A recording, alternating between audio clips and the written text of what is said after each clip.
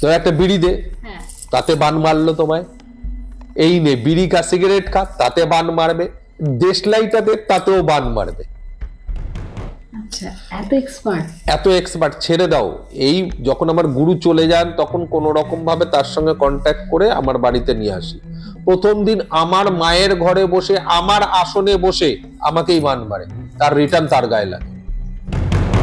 3 দিন বিছানায়, সুস্থ করে তিনি বাড়ি গেলেন। তারপর তার জন্য, আমি জানি এই গল্প হবে, চা দিয়েছে খাইনি, তার জন্য বেগুনি কাটছি, তখনও তিনি আমাকে মারেন। তখন তিনি আবার বিছানায় পড়েন, সেটা দীর্ঘদিন হয়। তখন আমি জেঠিমাকে ফোন করি, জেঠিমা বলছে তুমি যেভাবে পারো ট্যাক্সিতে তুলে দাও, আমি তারপরে দেখছি। তারপর তিনি আমাকে শেখানোর জন্য রাজি হন। এবং তোমাকে কি বলবো, এই যে এর ক্রিয়ার প্রয়োগ হয়, সেখানে আমার পানের ক্রিয়া হয়, মধুর ক্রিয়া হয়, দুধের ক্রিয়া হয়, চিনির ক্রিয়া হয়, সর্ষে ক্রিয়া হয়। তো পানের ক্রিয়াটা আমি সব থেকে বেশি করি।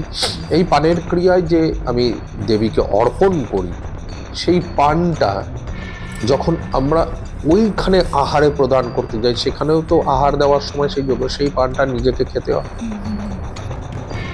তুমি দেখবে বুকে লাথি মেরে তোমাকে যখন ফেলে দিল না তোমার আসন থেকে, দেখবে সে তুমি জবটা বন্ধ করেছো কিনা। বুকে এক লাথি মারবে, লাথি মেরে তোমাকে তোমার আসন থেকে না ছিটকে ফেলে দেবে, যে আসনে বসে আছো। তখন দেখবে সে তুমি জব করছো কিনা। বুক থেকে মাংসটা এরকম খাবলে ছিঁড়ে নেবে যখন, তার ব্যথাটা কিরকম হয়, সেই ব্যথা তোমায় সহ্য করতে হবে। দেখবে তুমি মন্ত্রটা বন্ধ করেছো কিনা। নমস্কার, মেডিটেল লেজেন্ডে স্বাগত। আমি সুপর্ণা মিশ্র। আজকে আবার চলে এসেছি অশোক মহারাজের কাছে। আজকের আমাদের টপিক হচ্ছে দেবী ডামরি। বেশি সময় নষ্ট না করে সরাসরি চলে যাব অশোক মহারাজের কাছে। Friday suspense.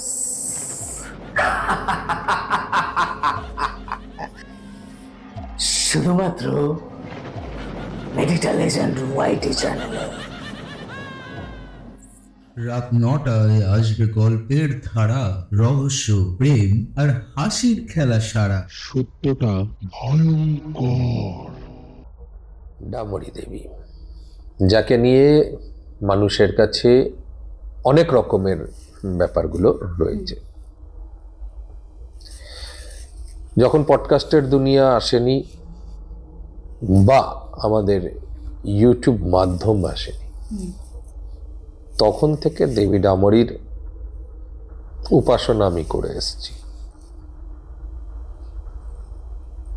যদি আমরা আমার জীবনের পুরনো দিনগুলোকে দেখি, তাহলে আমি দেখাতে পারতাম, বা তোমরা যদি পুরনো আমার কোনো অনুষ্ঠান দেখে থাকো তাহলে সেইখানেতে দেখতে পাবে দেবী ডামরির আবির্ভাব। বিভিন্ন সময় দেবীকে বিভিন্ন রূপভাবে আমি স্থাপন করেছি, তার বিভিন্ন ইতিকথা বা তার সম্বন্ধে তুলে ধরেছি। তার কারণ আমি তার প্রয়োগ বা তার সাধনা করেছিলাম, এবং তার সাধনা করার দরুন তার বিষয়গুলো আমি জানতে পারি বলেই দেবী ডামরির বিষয় আমি বিভিন্ন সময় বিভিন্ন মানুষের কাছে তুলে ধরেছি। কে এই ডামরি? কে মানে ইনি কে? দেবী ডামরি কে? দেবী ডামরি, দেখো কথায় প্রথমেই বুঝতে হবে, দেবী ডামরি হচ্ছেন মাতঙ্গী দেবীর, অর্থাৎ দশ মহাবিদ্যার মধ্যে দেবী মাতঙ্গী। সেই মাতঙ্গী দেবীর ছায়ারূপ, বা আমরা ঠিক এইভাবে বলতে পারি যে ডামরি দেবী যিনি আছেন, তিনি মাতঙ্গী দেবীর প্রধান্বিত রূপ বা তন্ত্র রূপ বা শক্তি রূপ। কারণ কোনো দেব বা দেবী তো সিধে সিধি করেন না। যেরকম আমরা নারায়ণকে যদি দেখি দেবতা রূপে, তো নারায়ণের বিভিন্ন অবতার রূপ নিয়েছিল বিভিন্ন সময়, ঠিক সেই রকমই দেবীর এই রূপ থেকে তিনি তার রূপটাকে বহিঃপ্রকাশ ঘটান কর্মের জন্য, অর্থাৎ মাতঙ্গীর এই রূপটাকে, ছায়া রূপটা তিনি আসেন এই দেবী ডামরী, যাকে আমরা উচ্ছিষ্ট চণ্ডালিনী রূপেও পুজো করে থাকি। আচ্ছা, তো এনার আবির্ভাব কিভাবে বা কি করে এনার মানে পুজো করা হয় বা কিভাবে এনাকে সাধনা করা হয়? দেখো, আবির্ভাবের ক্ষেত্রে এই যে তোমাকে বললামই যে দেবী হচ্ছেন উচ্ছিষ্ট চণ্ডালিনী, সেই ক্ষেত্রে যখন মা অর্থাৎ আমাদের দেবী পার্বতী, মহাদেব, মা লক্ষ্মী, নারায়ণ এরা বসে আহার গ্রহণ করছেন, তখন তাদের উচ্ছিষ্ট আহার বাইরে পড়ে। এবং শর্টকাটে বললে এখান থেকে দেবীর উপস্থিতি অর্থাৎ দেবীর আবির্ভাব, এবং এখান থেকেই দেবীকে সেই ভোগ নিবেদন অর্থাৎ নিবেদন, সেই কারণেই তিনি উচ্ছিষ্ট এবং তার ভোগও উচ্ছিষ্টই যায়। এখানেতে বলা হয় দেবীর যে ভোগ সেটা উচ্ছিষ্ট রূপে প্রদান করতে হবে। এর অনেকটা বড় বিষয় রয়েছে। তো এর পুজোর ক্ষেত্রে গিয়ে আমরা যদি চলে আসি, কারণ তিনি উচ্ছিষ্ট এবং সেই সময় দেবী মাতঙ্গীর তিনি উচ্ছিষ্ট রূপের পূজিত হন। এবার এই পুজোর ক্ষেত্রে এর অনেক বড় পুজো, কিন্তু এই পুজোটা বিরাচারে করতে হয়। বিরাচার বলতে?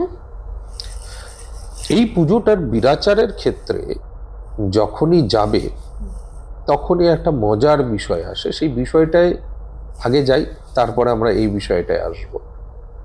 কারণ এবারে আমরা এটা যে বিষয় নিয়ে আলোচনা করছি তার বাইরে। কারণ সবার প্রথমে একটা প্রশ্ন আছে, এই যে আপনি বারবার বলছেন দেবী, হ্যাঁ, তো আপনি বললেন চণ্ডালিনী। চণ্ডালিনী মানে তো আমরা বুঝি প্রেত রূপ। তো প্রেত রূপ যখন দেবী বলছেন কেন? প্রেত রূপ বলছি, আবার দেবী রূপও বলছি। যখন কোনো মানুষ খুব রেগে যায় তখন কি বলি, চণ্ডী রূপ ধারণ করছে, অর্থাৎ তার হিতাহিত জ্ঞান লুপ্ত হয়েছে। অর্থাৎ তিনি যে অধ্যায়ের মধ্যে রয়েছে সেই অধ্যায়ের থেকে তিনি আর একটা রূপে রূপান্তরিত হয়েছে।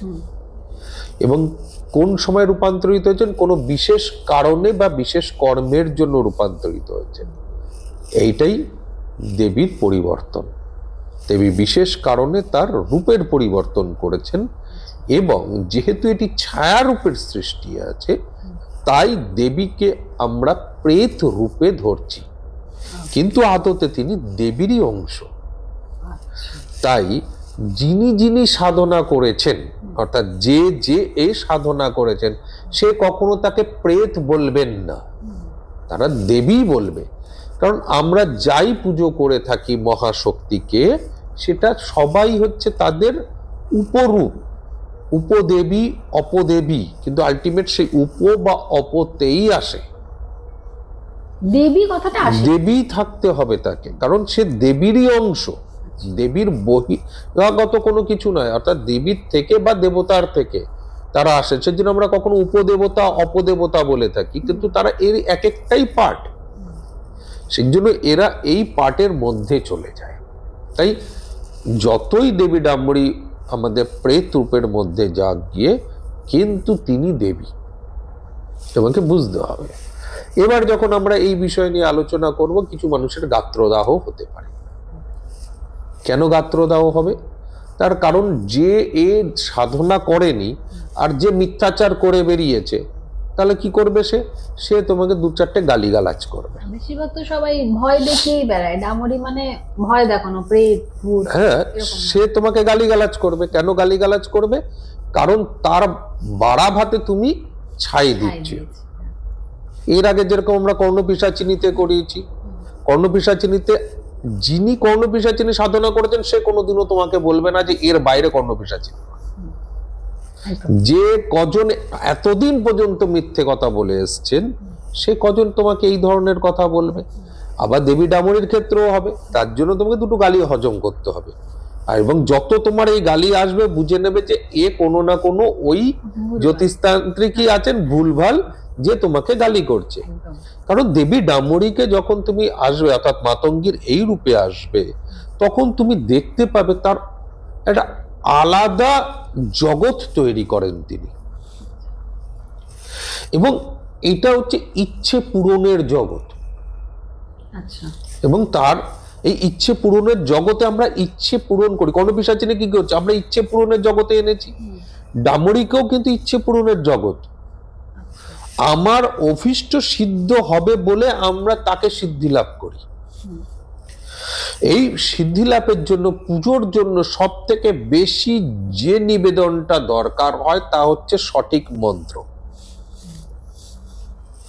তার সঠিক মন্ত্রের সঠিক প্রয়োগ দরকার, এবং তার ভোগে কেন বিরাচার কথাটা এসছে। এবার দেখো এখানে আসছে বিরাচার, তার মন্ত্র, তার পছন্দের ফুল। সব সময় যত এই উপ অপ দেব দেবী আছে তার বেশিরভাগ লোকেরই স্বর্ণ চম্পা ফুলের একটা আকৃষ্ট থেকে যাবে। অর্থাৎ যখনই ছায়া, মায়া আর কায়ার আমরা সাধনা করব বা সাধনা করবে কেউ, তখন স্বর্ণ চম্পা ফুলের একটা প্রভাব প্রচন্ড ভাবে পড়ে। মানে ওনারা পছন্দ করেন। হ্যাঁ, আর কি পছন্দ করেন? জুই ফুল। আচ্ছা, মানে যেগুলো খুব গন্ধ। হ্যাঁ, বেল ফুল। সবই প্রচুর গন্ধ। এবার দেখো যে ফুলগুলোর পরেই তুমি আরেকটা ফুলকে পাবে, ঠিক আছে, হরসিঙ্গার। মানে হচ্ছে হরসিঙ্গার মানে হচ্ছে নয়নতারা কি? না না, দেখতে ওরকমই ছোট ছোট হয়, পিছনে অরেঞ্জ, সামনে সাদা। আচ্ছা, শিউলির ফুল। একদম। শিউলি। শিউলি। তো গন্ধে পুরো মম করে, মানে গাছ থেকেই গন্ধে মম করে। হ্যাঁ, এটার মধ্যে ইনবিল্ট একটা অ্যাট্রাকশন হয় গন্ধের দ্বারা। তুমি এর পাশে থেকে গিয়ে কেউ আর বলেনি বা ঘুরে খোঁজেনি বা দেখেনি এ হয় না, এ ধরনের গাছের পাশ থেকে। তো এর গন্ধ আকর্ষণ তৈরি করে। তাই তুমি যখন সাধনা করতে বসবে তখন এর গন্ধের প্রয়োজন হয়। অভাব আনতে আমরা কি করি? যে কোনো পুষ্পের মধ্যে আমরা এই, অর্থাৎ যে পুষ্পে গন্ধ নেই সেই বর্ণ, মানে তার যে বর্ণটা পছন্দ সেই বর্ণের পুষ্পের মধ্যে এই ধরনের আতর ব্যবহার করি। আচ্ছা, মানে সেই টাইমে যদি সেই পুষ্প না পাওয়া যায়, অভাব আনতে, তাহলে আমাদের ওই ধরনের পুষ্পের ব্যবহার। এতে গেল একটা পার্ট। কিন্তু বিরাচারের পার্টে যখন আসবে তখন তোমাকে তোমারই উচ্ছিষ্ট আহার দেবীকে প্রদান করতে হবে। আমার এঠো খাবার। আচ্ছা, এটাই দেবীর ভোগ। ক্রিয়াতেও তাই, সাধনেও তাই। দেখি তোমার কতটা বিরাচার আছে। মানে উনি তাতে রুষ্ট। বিরাচার মানে হচ্ছে বীরের মতো নাচার। মা তুই খা, আমি খাই। যেটা রামকৃষ্ণদেব করেছিলেন। মামা খাপাও তাই করেছে, করেছিলেন যে আমি খেয়েছি তুইও খা। বিরাচার বলে যেখানে মন স্বচ্ছ, মন আর মাথা একইভাবে কাজ করে, অর্থাৎ দুই মন একইভাবে কাজ করে, যেখানে কোনো রকম ছল চাতুরি নেই। আমরা তো তাদের দেখে মাকে গালিগালাজ করি। আমরা তো লোককে দেখানোর জন্য ফটোতে মা মুখে ধর, একটা ছবি তুললাম, আমিও করি, সেটা কিছু করার নেই। আমরা এটা করি। তোমার দেবী, যখন তুমি দেবীকে ধরবে একান্তে, সবার সামনে হতে পারে না এটা, একান্তে যদি তোমার সাধন দেবীকে তুমি এই আহার প্রদান করো, সে খেতে বাধ্য। সেখানে মাতঙ্গী দেবী অর্থাৎ ডামরি দেবী সেটা আহার গ্রহণ করেন এবং খুব আনন্দে গ্রহণ করেন। এই আহার, অনেকের তো তোমার প্রশ্ন, এঁঠো খাবার। আচ্ছা বলো তো, আমরা এঁঠো কাকে কাকে খাওয়াতে পারি? এঁঠো তোমার এঁঠোটা কে কে খেতে পারে? আমার মা খেতে পারে, আর বাবা খেতে পারে, আর সন্তান খেতে পারে, আর কি বন্ধু বান্ধব খেতে পারে, আর আর সেরকম এদের সঙ্গে যে রিলেশনের তারটা, সেই তারটা দেখো তো, সবাই অতীব প্রিয় প্রাণের, খুব কাছের, খুব কাছের বন্ধুরাও খায়, তাই না? তার মানে অতীব কাছের মানুষকে এই আহার প্রদান করা যায়। এবং তিনি স্বইচ্ছায় খান। দেবীও তাই চায়। মানে তুমি আমাকে নিজের করে নাও, আমাকে আলাদা করে সরিয়ে রেখো না। একদম। আমরা যারা সাধনা করিনি, লোকের মুখে শুনে তান্ত্রিক হয়েছি, লোকের মুখে শুনে আমি সাধনা করে নিয়েছি, যেরকম আমাদের পডকাস্ট শুনে অনেকেই করতে পারে, অনেকের জ্বালা লাগবে, অনেকে করতে পারে, কিন্তু তোমাকে তো জানতে হবে তার বর্ণনা। তার বর্ণনা মানে রূপের বর্ণনা নয়, কিন্তু বর্ণনা বলতে দেবী কি চান। আমরা বলি না বর্ণনা দাও, সেটা কিন্তু কখনোই নয়। তার বর্ণনা বলতে তিনি কি পছন্দ করেন সেটা তোমায় জানতে হবে, এবং তোমাকে সেই ঢালেতে ঢলে যেতে হবে, তবে গিয়ে দুটো আত্মা একাত্ম হবে। সবাই এদেরকে একটা ভীতিজনক অধ্যায়ের সামনে নিয়েছে, তার কারণ তারা করেনি। এর আগেও আমি যখন কর্ণপিশাচিনীকে তুলে ধরেছি, তখন আমি তাকে কিন্তু সবসময় দেবী সম্বোধন করেছি, কারণ আমি কর্ণপিশাচিনীর সাধনা করেছি। এবং নতুন করে বলার নেই, এটা সবাই জানে, আমাদের দুনিয়ার সবাই জানে। এখনকার তো এরা তো হালফিল লোকজন, তো তারা জানেন যে আমি কর্ণপিশাচিনী সাধনা করেছি। সেই কর্ণপিশাচিনীর ক্ষেত্রেও যেরকম তিনি দেবী ছিলেন, এবং তিনি তোমাকে বর্ণনা করেছি যে তিনি কি চান, কেন তিনি অত নরম। এখানে মাতঙ্গী দেবীও কিন্তু অতটাই নরম। আজকের দেবী মাতঙ্গীকে যেভাবে লোকের সামনে তুলে ধরা হচ্ছে, তাতে তাকে নিকৃষ্ট করে অতীব বাজে একটা অধ্যায় এবং অতীব বাজে জিনিস বলে তাকে সামনে আনা হচ্ছে। যেরকম আমি কর্ণপিশাচিনীকেও দেখলাম, সেই দেবীকে বলছেন যে সব থেকে নিকৃষ্ট মানের সাধনা, একদম ভুল।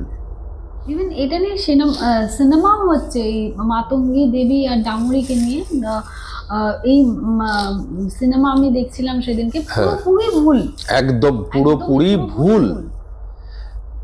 এত সহজ নয় তাকে সিদ্ধ করা। তার কারণ আমার গুরু সবসময় বলতেন, মন তুলসী গঙ্গার জল। একটা বড় কথা, তখন বুঝতাম না, এখন থেকে থেকে বুঝি যে মন তুলসী গঙ্গার জল এর মানেটা কি। যতক্ষণ না মন তুলসী গঙ্গার জল হবে, ততক্ষণ তুমি এদের কারুর সাধনায় সিদ্ধি লাভ করতে পারবে। তার কারণ এরা মন্ত্রের থেকেও বেশি তন্ত্র, অর্থাৎ তনের, মনটাকে তারা বেশি টটলে, অর্থাৎ হচ্ছে ওই দেখে, নাড়িয়ে দেখে এখানটার থেকেই কি এই আওয়াজটা আসছে, এখান থেকে। অনেকেই বলে আমি এই সিদ্ধ ওই সিদ্ধ, এখান থেকে কিছু লাভ নেই। এখান থেকে আওয়াজ আসলে তবেই ও সাড়া দেবে।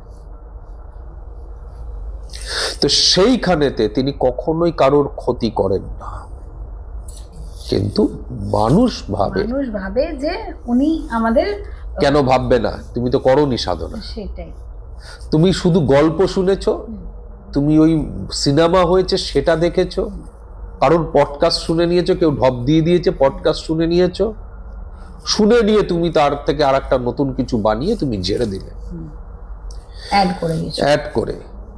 এই দেবী মাতঙ্গীর জন্য, এই উচ্ছিষ্ট চণ্ডালিনীর জন্য, এই দেবী ডামুরির সাধনা করতে গিয়ে তোমাকে কোথায় কি করতে হয় সেটা সবার আগে জানতে হবে।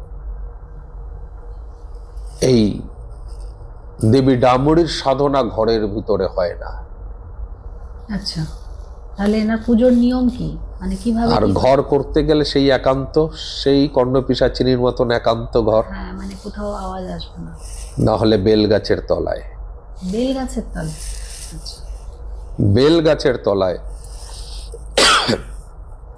না হলে আবার তোমাকে সেই শ্মশানে যেতে হবে, না হলে আবার তোমাকে সেই গুহায়, গুম্ফা যেটা আমরা বলে থাকি। কোন গুম্ফায়? যে গুম্ফায় ইকো হয়, মানে নিজের শব্দটা আমি নিজেই শুনতে পাবো। হ্যাঁ, সেই গুম্ফায় যত বেশি ইকো হবে, অর্থাৎ ধ্বনি প্রতিধ্বনিত হবে যত বেশি সংখ্যক, সেই গুম্ফা তত বেশি ভালো। যে গুম্ফায় সূর্যের আলো প্রবেশ করবে না, সেই গুম্ফা তত ভালো। সেই জন্য নিজের যে ঘর যে চয়ন করি আমরা, সেই ঘরের দরজা জানলা সব বন্ধ থাকে। এবং যত আমাদের এই দেবীর ছায়া রূপের সাধনা করব, সেই ছায়া রূপে যেরকম আমরা কর্ণপিশাচিনী করেছি, আমরা চলে এসেছি ডামরিতে, আমরা আগামী দিনে উচ্ছিষ্ট গণেশেও যেতে পারি। তো এদের যে সাধনাগুলো আমরা করব, সেই সাধনাগুলো এই ধরনেরই ঘর চয়ন করতে হয়। সেই ঘরের বিভিন্ন দিক আছে, কোন দিকে তুমি বসবে, ওই বাস্তু কোন অবস্থায় আছে, এগুলোর একটা বড় বিষয় আছে। কিন্তু তোমাকে চয়ন করতে হবে পুজো পাঠের জন্য তাকে এই কটা জায়গায়, এবং সেইখানেতে তোমাকে বিরাচারেই পুরো পুজো করতে হবে। পুরো পুজোটা বিরাচারেই। তুমি যদি দেবীকে মদিরা দাও, ঠিক আছে, সেই মদিরা তোমাকেও পান করতে হবে, তবেই তোমার সেই মদিরা। একই পাত্রে দেবীর আহার প্রদান হবে, তোমার আহারও প্রদান হবে একই পাত্রে, পাত্র আলাদা হবে না। একই পাত্রে তুমি তাকে খাওয়াবে, তুমিও খাবে, অর্থাৎ অর্ধেক অর্ধেক থাকবে। এবং সেখানে তোমার মুখ ধোয়া যাবে না, হাত ধোয়া যাবে না। হাত পরিষ্কার করতে পারো, ধুতে পারো না, সেইতেই তোমাকে সাধনা করতে হবে, জপ করতে হবে। মানে সেটা কখন, মানে যখন আমরা ভোগটা প্রদান করলাম তারপর ভোগ মানে আমরা খাবার পর খাওয়ার পরই তোমাকে সাধনা করতে হবে। আচ্ছা, খেয়ে দিয়ে সাধনা করতে, খেয়ে দিয়ে সাধনা করতে হবে। দেবীকে যে ভোগ দেবে, যে পুজোর পর এই পুরো হয়ে গেল পুরো পুজো তুমি করে নিলে, দেবীকে তুমি আমন্ত্রণ করলে, তার জন্য তাকে বসতে দিতে হয়। তার যে আসন থাকে সেটা হচ্ছে স্বর্ণের আসন। আচ্ছা, সেটা যদি সবার ক্ষেত্রে করা সম্ভব না হয়, তুমি করবে না। তুমি বিরিয়ানি খেতে চাও, তোমার পকেটে পয়সা নেই, ভিক্ষা করে যেন পয়সা, তারপরে খাও। যদি সেটাও না করতে পারো, খাবে না। অনেকেই বলে গরিবের জন্য কোনো জায়গাটা নেই, তুমি ভগবানকে ডাকো। কোন তান্ত্রিক তার নিজের কাছ থেকে 40-50 হাজার 1 লাখ 2 লাখ টাকার জিনিসপত্র সংগ্রহ করে, ক্রিয়া করে, খেটে তোমায় কেন দেবে আজকের দুনিয়ায় দাঁড়িয়ে? তাকে যদি কোনো টাকা ব্যয় না করতো, তো হ্যাঁ, জল পড়া দেবে, ফু যাও, একদম তেল পড়া তেল নিয়ে আসবে, ফু জল পড়া তাও নিজের থেকে দেবে না, তুমি নিয়ে আসবে, ফুক মারবো, দিয়ে দেবো। সেটা হতে পারে গরিবের জন্য। আর গরিবের জন্য তার থেকেও বেশি, তুমি তো গরিব, তাই তোমার অন্তর অনেক বেশি দুঃখী, তুমি ঈশ্বরকে ডাকো না কেন? তুমি কোনো তান্ত্রিককে খুঁজছো কেন? তুমি কোনো তান্ত্রিককে খুঁজছো কেন? তুমি ঈশ্বরকে কেন খুঁজছো না? কোনো তান্ত্রিককে সেই কথাটা বলার থেকে ভালো না তুমি কোনো ঈশ্বরকে বলো, কোনো দেব দেবী তার নাম জপ করো না, তাকে স্মরণ করো। একটা তান্ত্রিকও তো তাই করবে, যা কোনো না কোনো মন্ত্র দেবে, কোনো না কোনো ক্রিয়া করবে, এক নয় একাধিকবার করে, ভূত প্রেত যারই করুক, আলটিমেট সে তো করবে, তোমার হয়ে করবে, তোমার হয়ে। তারপর তো তোমাকে তো করতে হবে, তাহলে তুমি নিজে করছো না কেন? তোমার নিজের জন্য তার মানে তোমার কাছে টাইম নেই, লোককে শুধু চুলকে বেড়াবে, কোনো লাভ নেই। তার থেকে ভালো যারা তন্ত্র ক্রিয়া করছেন তাদেরকে তোমার যদি মনে হয়, এটা তো শর্টকাট উপায়। একটা তান্ত্রিককে অ্যাপয়েন্ট করা মানে হচ্ছে শর্টকাট, যে আমি খাটবো কম। আজকে আমি কোনো ক্রিয়া করব, ক্রিয়া করিয়ে কবচ ধারণ করব, তারপর যে মন্ত্র জপটা করতে হবে সেটা ধরে নাও 1000 বার করে প্রত্যেক দিন ধরে নাও। আর যদি সেটা না করি তাহলে 1 লক্ষ বার করতে হবে। তো 1 লক্ষটাকে পয়সা দিয়ে ক্রিয়া করিয়ে কবচ ধারণ করে সবকিছু করে 1000-এ নামালাম, শর্ট করে এইটুকুই। তো এটার জন্য তো অর্থ ব্যয় করতেই হবে তোমার। অনেকটা আমাদের ওই এক্সামস এর মতো, আমরা পরীক্ষার সময় ওই ফাইনালে আমাদের সাজেশনস দেওয়া, পুরো বইটা পড়বো না, সাজেশনস পড়ে পাস করবো, একদম। তো তোমাকে পড়তে গেলে তো তোমাকে সাজেশনের জন্য খাটতে হবে, তৈরি হতে হবে। সেই ক্ষেত্র থেকে আমরা যখনই দেবী ডামরীকে সাধনার জন্য চয়ন করেছি জায়গা, সেই জায়গাতে গুরুদেব বারবার বলেছেন যে একে তুমি যখনই সাধনা করবে তখন তুমি ভাবতে বসবে না যে তুমি সাধনা করছো। মানে এদের সাধনা যখন আমি করতে গেছি, সবার আগে আমাকে গুরুদেব বারবার জিজ্ঞেস করছে, আচ্ছা তোর এত এই দিকে টান কেন? আমি ছোটবেলার থেকেই এই সাধনাতে যুক্ত। তো প্রথম প্রথম বাবাকে দেখতাম, বাবার সঙ্গে সঙ্গে তারপর বিভিন্ন গুরুদেব পেয়েছি। তো গুরুদেব বারবার আমাকে জিজ্ঞেস করছে তোর এই এই ধরনের সাধনার কেন, কারণ তুই মহাকালের পিছনে দৌড়েছিস, তুই বীরভদ্রকে দৌড়েছিস, তুই উচ্ছিষ্ট গণেশ দৌড়েছিস, মাতঙ্গে মানে ডামরিক পিছনে দৌড়েছিস, তুই কর্ণপিশাচিনী করছিস, হংসেশ্বরী করছিস, বার্তালি করছিস, ঘণ্টেশ্বরী করছিস, এগুলোর পিছনে মানে তখন তো অতগুলো না, মানে এগুলো যে তোর এ টান কিসের? তো আমি তখন তাকে কোনো উত্তর দিতে পারিনি। ফ্যাল গুরুদেব জিজ্ঞেস করেছে, তখন আমার উত্তর না, আমি বলদার মতন হ্যাঁ শুধু ফ্যাল করে ওই উত্তর নেই। কিন্তু আজকের ডেটে দাঁড়িয়ে আমি দেখলাম এই শক্তিগুলোই হচ্ছে ক্রিয়ার প্রয়োগে লাগে। এই শক্তিগুলো যার যার কাছে আছে তারা একাধিকভাবে তাকে প্রয়োগে, কারণ এরা ইচ্ছে পূরণের একটা অধ্যায়। যার যেরকম ইচ্ছে আছে সেই ইচ্ছেকে পূরণ করার জন্য এদেরকে অনুরোধ করলে এরা তাড়াতাড়ি শোনে। তুমি দেখবে কালী পুজো হয়, তো কালী পুজো আমরা ইচ্ছে পূরণের দেবী হিসেবে জানি, আমার মানসিক হেনাতেনা করি।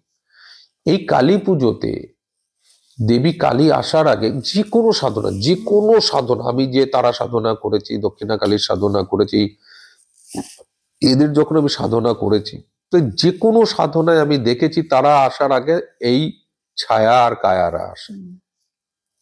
ছায়া কায়া মায়া এরা আসে। সেদিন আমার গুরুদেব বলতেন, যাই দেখবি সবই ছায়া কায়া মায়া, কিন্তু ভয় পাবি না, তুই চুপ করে ওখানে বসে থাকবি, তোকে কেউ কিচ্ছু করবে না। যা তোকে দেখাবে সব চোখের ভুল, মনের ভুল, তোকে মাইন্ডে খেলে ওরা। তো সেই জন্য এখানে বলা হয় যে এখানটা স্বচ্ছ না থাকলে তুমি যদি এইখানে কোনো হিসেব নিয়ে বসো, ও তোমাকে কুপকাত করে দেবে। তো সেই ক্ষেত্র থেকে যখন আমি দুনিয়াতে আস্তে আস্তে এদের আশীর্বাদ পাই, সিদ্ধিলাভ বলা ভুল, আমি কিন্তু সিদ্ধিলাভ কথাটা প্রয়োগ করতে রাজি নই, এবং কাউকেই আমি দেখিনি খুব বড় মার্গের যারা আমি যাদের সান্নিধ্য লাভ করেছি তাদের কারুকে আমি শুনিনি তারা সিদ্ধিলাভ বলেছেন।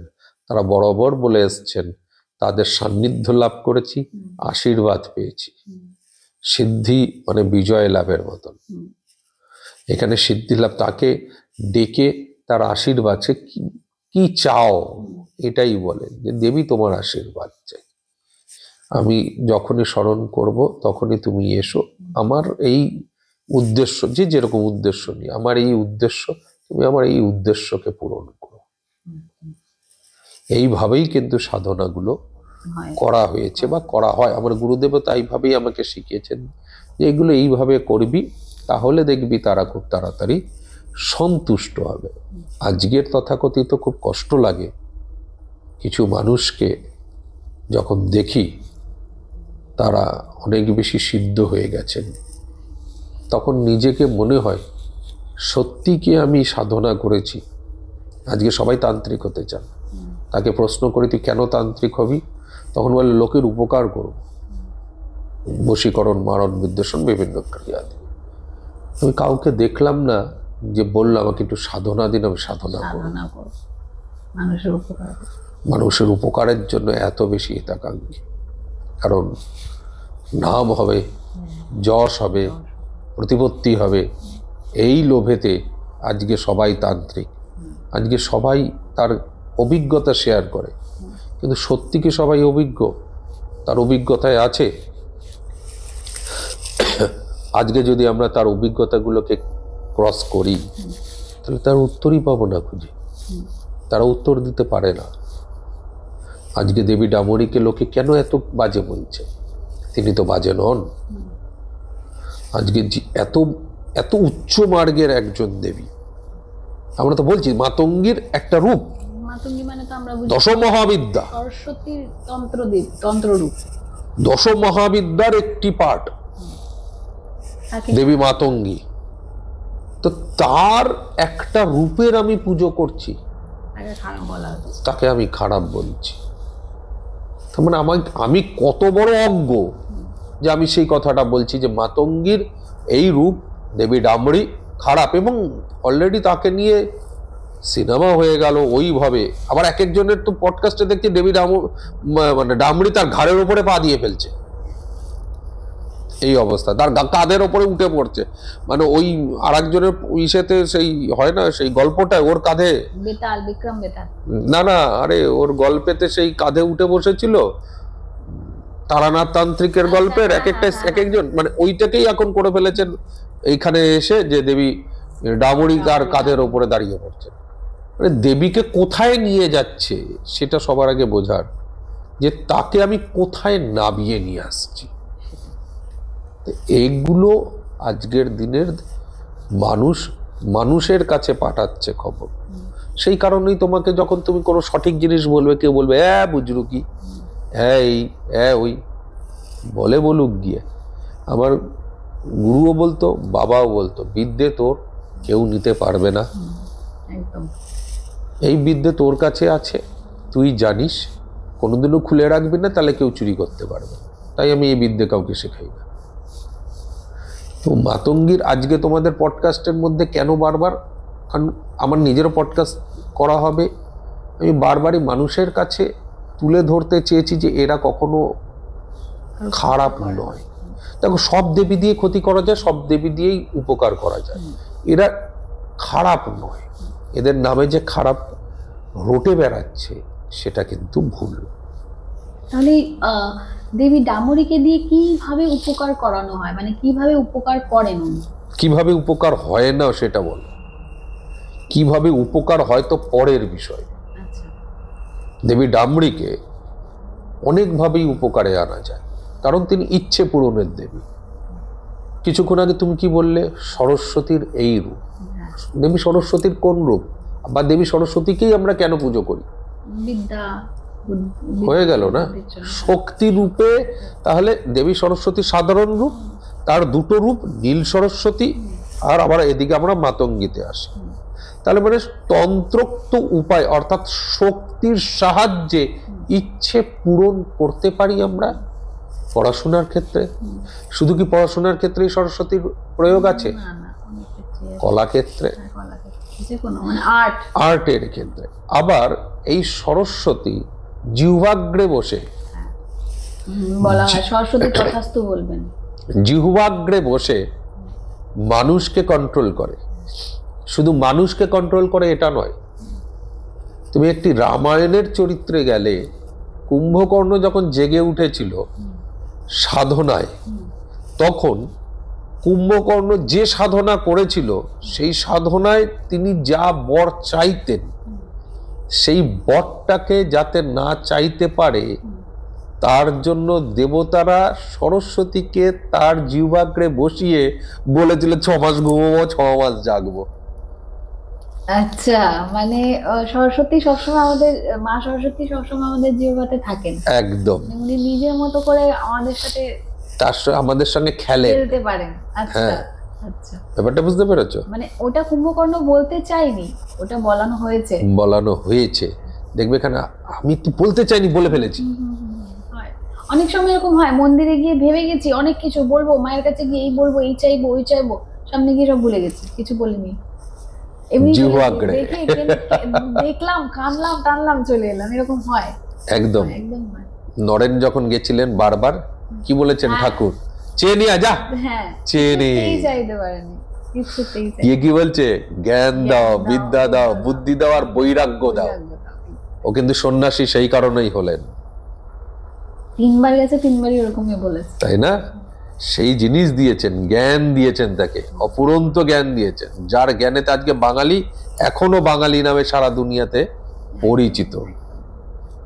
তো সেই যে সরস্বতীর সেই রূপ তাহলে উপকারে লাগে। আবার আমরা এই সরস্বতীকে ঠিক একটু অন্যভাবে ঘোরাই, তাহলে এর অনেক বিচারণের ক্ষেত্রে মানুষকে কন্ট্রোল করতেও লেগে যায়। মানে বশীকরণ বলছেন কি? বশীকরণ। আচ্ছা, মানে দেবী ডামরিকে আমরা বশীকরণের কাজে লাগাতে পারি। একদম, তাকে আমরা বশীকরণের ক্ষেত্রেতেও ব্যবহার করতে পারি। কিন্তু তোমাকে সেই ক্ষেত্রগুলো জানতে হবে, তাকে আমরা কিভাবে কি ক্ষেত্রে কিভাবে প্রয়োগ করতে পারি। অবশ্যই তার থেকে অনেক উপকার আছে। আমরা যদি উপকার চাই তাহলে উপকার আছে, অপকার চাইলে অপকারও আছে।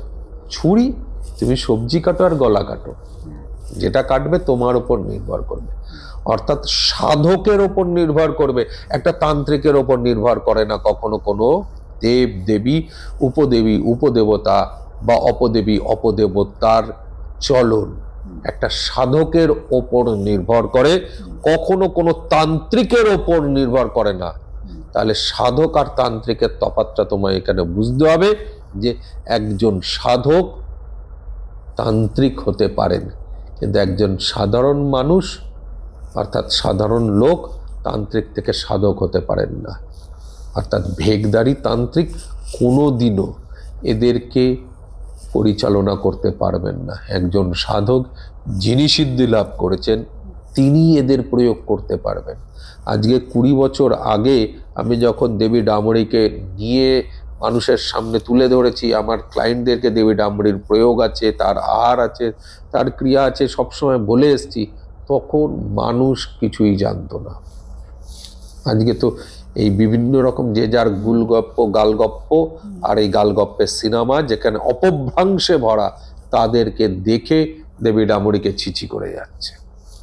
একদম এদেরকে সবসময় সঠিক রাস্তা তুমি দেখাতে পারো যদি তুমি সঠিকভাবে থাকো। সঠিক মানে আবার সেই মন্দলসী গঙ্গার জল। তুমি এখানে এদের সঙ্গে কখনোই বুদ্ধি দিয়ে সাধনা করতে পারবে না। তোমাকে সাধনা করতে হলে তোমাকে শান্তভাবে নিজেকে পুরো তার কাছে নিয়োজিত করে দিতে হয়। তার মধ্যে তুমি যদি নিমজ্জিত হতে পারো তাহলে তুমি তার সিদ্ধি লাভ করতে পারবে। তার সিদ্ধি লাভ মানে তাকে দর্শন করতে পারবে। সেই দর্শনে তার থেকে তুমি চেয়ে নাও, তার ইচ্ছে হলে দেবে, ইচ্ছে না হলে সে সেই আশীর্বাদ দেবে না। আজকে 4টি হাতে 4টি জিনিস নিয়ে, এক হাতে বীণা, এক হাতে তোমার খপ্পর রয়েছে।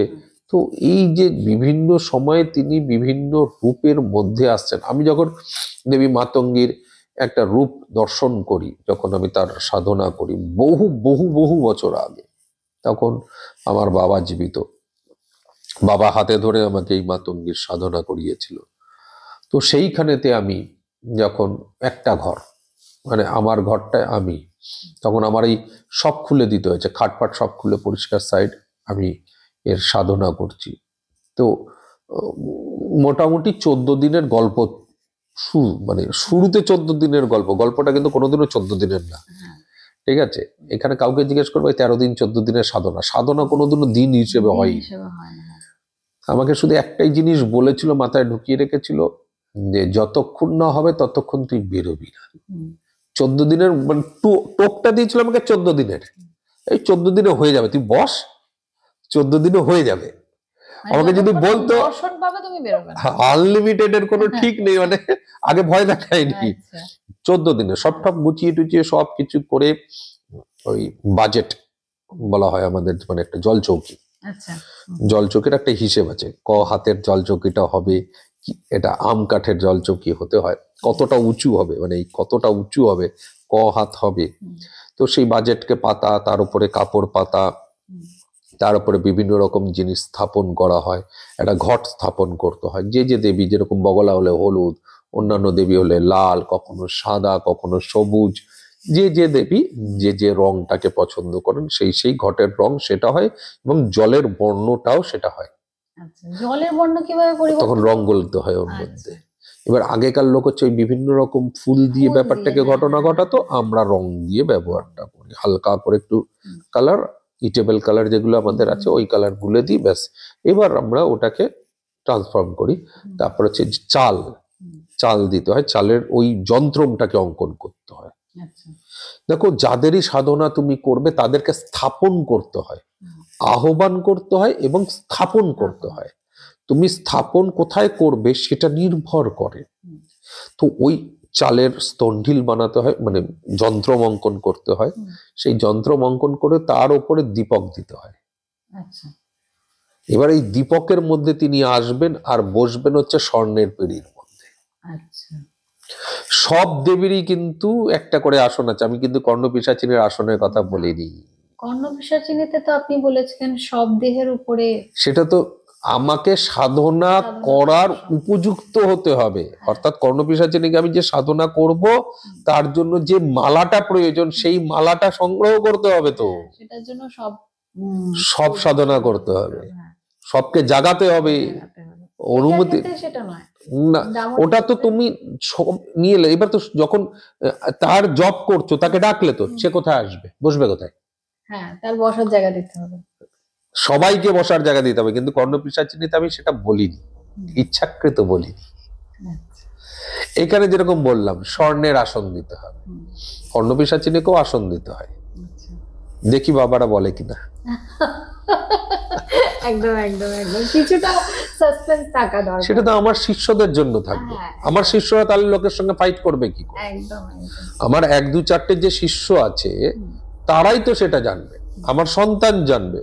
লোক যখন বলবে বল তাহলে এটার আসন কি বল, কোন হার দিয়ে এর জবটা করতে হয়, কোনখানকার কোন জায়গার হার লাগে বল, সঠিক বল। ওয়ান চান্স, একটাই একবারে বলতে হবে। একদম 10 বারে 10টা বললাম, লাগে তো তুক, না লাগে তো তাক, সেটা নয়। ওরা জানে, তাহলে লড়বে কি করে? লড়বে কি করে, একদম। তো সেই জায়গাগুলোর এর স্বর্ণের আসন দিতে হয়, মাপ বলিনি। এর স্বর্ণের আসন দিলে হলো না, এর মাপ আছে, সেই মাপেতেই সেই আসন হবে। সবার মাপ এক না, যেরকম বাজেটের মাপ আছে বলেছি, সবার বাজেটের মাপ এক না। উচ্চতারও মাপ আছে, সবার উচ্চতা এক না। এটা যিনি সাধক তার হিসেবেই ওটা হবে, কতটা উঁচুতে থাকবে তার হিসেবেই ওটা তৈরি হবে। তাই প্রত্যেকের বাজেটের উপরেই কি ওই যেটা বাজেটের উপরে কাপড় বসবে, কাপড়ের মাঝখানে ওই রং করা চাল দিয়ে যন্ত্রমঙ্কন হবে, বিভিন্ন রকম জিনিস স্থাপন হয়, অনেকগুলো জিনিস স্থাপন হতে থাকবে। তারপর আরেকটা প্রদীপ স্থাপন হবে এবং ঘট স্থাপন হবে। এই ঘট দিয়েই তোমার আচমন হবে। আচ্ছা, আত্মতত্মা স্বাহা, বিদ্যতত্মা স্বাহা, শিবতত্মা স্বাহা, কল্যায় স্বাহা, কুরুকল্যায় স্বাহা। এই যে তুমি যে গল্প করবে, এই যে আচমনটা হবে, তুমি তো নিত্য আচমন করে তারপরে তো তোমাকে জপে বসতে হবে। এই যে আচমন করবে কোন জলটা দিয়ে করবে?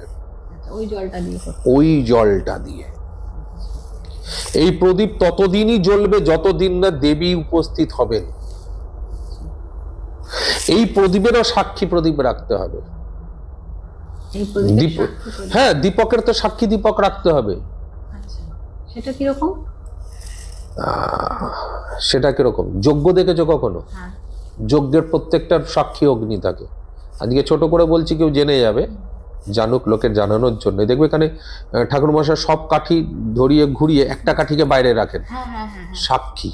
আচ্ছা আমি এই অগ্নিটা জ্বালালাম, তুমি সাক্ষী। আচ্ছা, বুঝেছি। বুঝতে পেরেছ?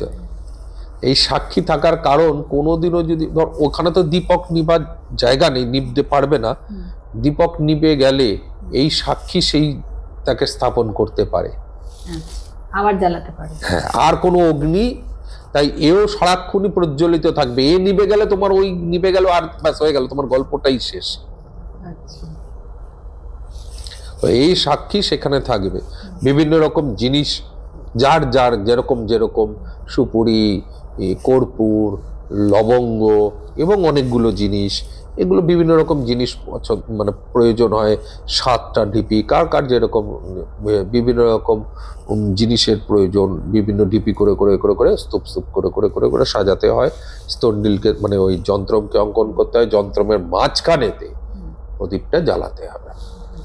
এবার দেবী আসবেন, একটা না একটা দিন তুমি ডাকতে থাকবে, দেবী আসবে। দেবী যখন আসবেন, কোথাও উল্লেখ নেই দেবী আসার পর কি করতে হয়। সব জায়গায় বলেছে দেবী আসলে বর চেয়ে নাও, দেবী বলবে কি চাই বলো, কোনোদিনও নয়। যিনি সাধনা করেছেন এবং দর্শন করেছেন তাকে জিজ্ঞেস করলেই একমাত্র তিনি বলবেন যে হ্যাঁ এটাই। দেবী আসার পর সঙ্গে সঙ্গে তার কিন্তু বর প্রদান হয় না, এর একটা রিচুয়াল আছে, সেই রিচুয়ালটাকে পূরণ করতে হয়। সেই রিচুয়াল পূরণ করার জন্য, যেরকম কর্ণপিশাচিনীকে বলেছিলাম না, বিয়ে আর কর্ণপিশাচিনীতে আমি করেছিলাম, অন্য জায়গায় দিয়েছিলাম, তো সেইখানে তিনি রুষ্ট হননি, কারণ এটা একটা অধ্যায় আছে লুকোনো, তিনি শুধু হেসেছিলেন, এবং সেটি অট্টহাস্য নয় কিন্তু, যেরকম হয় না যে শয়তানি হাসি, আচ্ছা তুই বেটা জানিস এটা, ঠিক তার সেই হাসি আমি তাকে দেখেছিলাম। এখানেতে তাকে কিন্তু সেই সময় তাকে আসনে বসতে হয়, আগে কেউ আসলে কি বলি আসুন বসুন, তারপরে সব গল্প, ঠিক এখানেতেও সেরকমই দেবীকে আনলে দেবীকে বসতে দিতে হবে। দেবী কিন্তু উপস্থিত হবেন বিভিন্ন জায়গা থেকে, কিন্তু এসে দাঁড়াবেন হচ্ছে তোমার সেই দীপকের ওখানে। এই দীপকের ওখানে যখন দাঁড়াবেন তখন তুমি তাকে আসন গ্রহণের জন্য, দেবী আপনি আসন গ্রহণ করুন। এবার তারপর রিচুয়াল কমপ্লিট করতে হবে।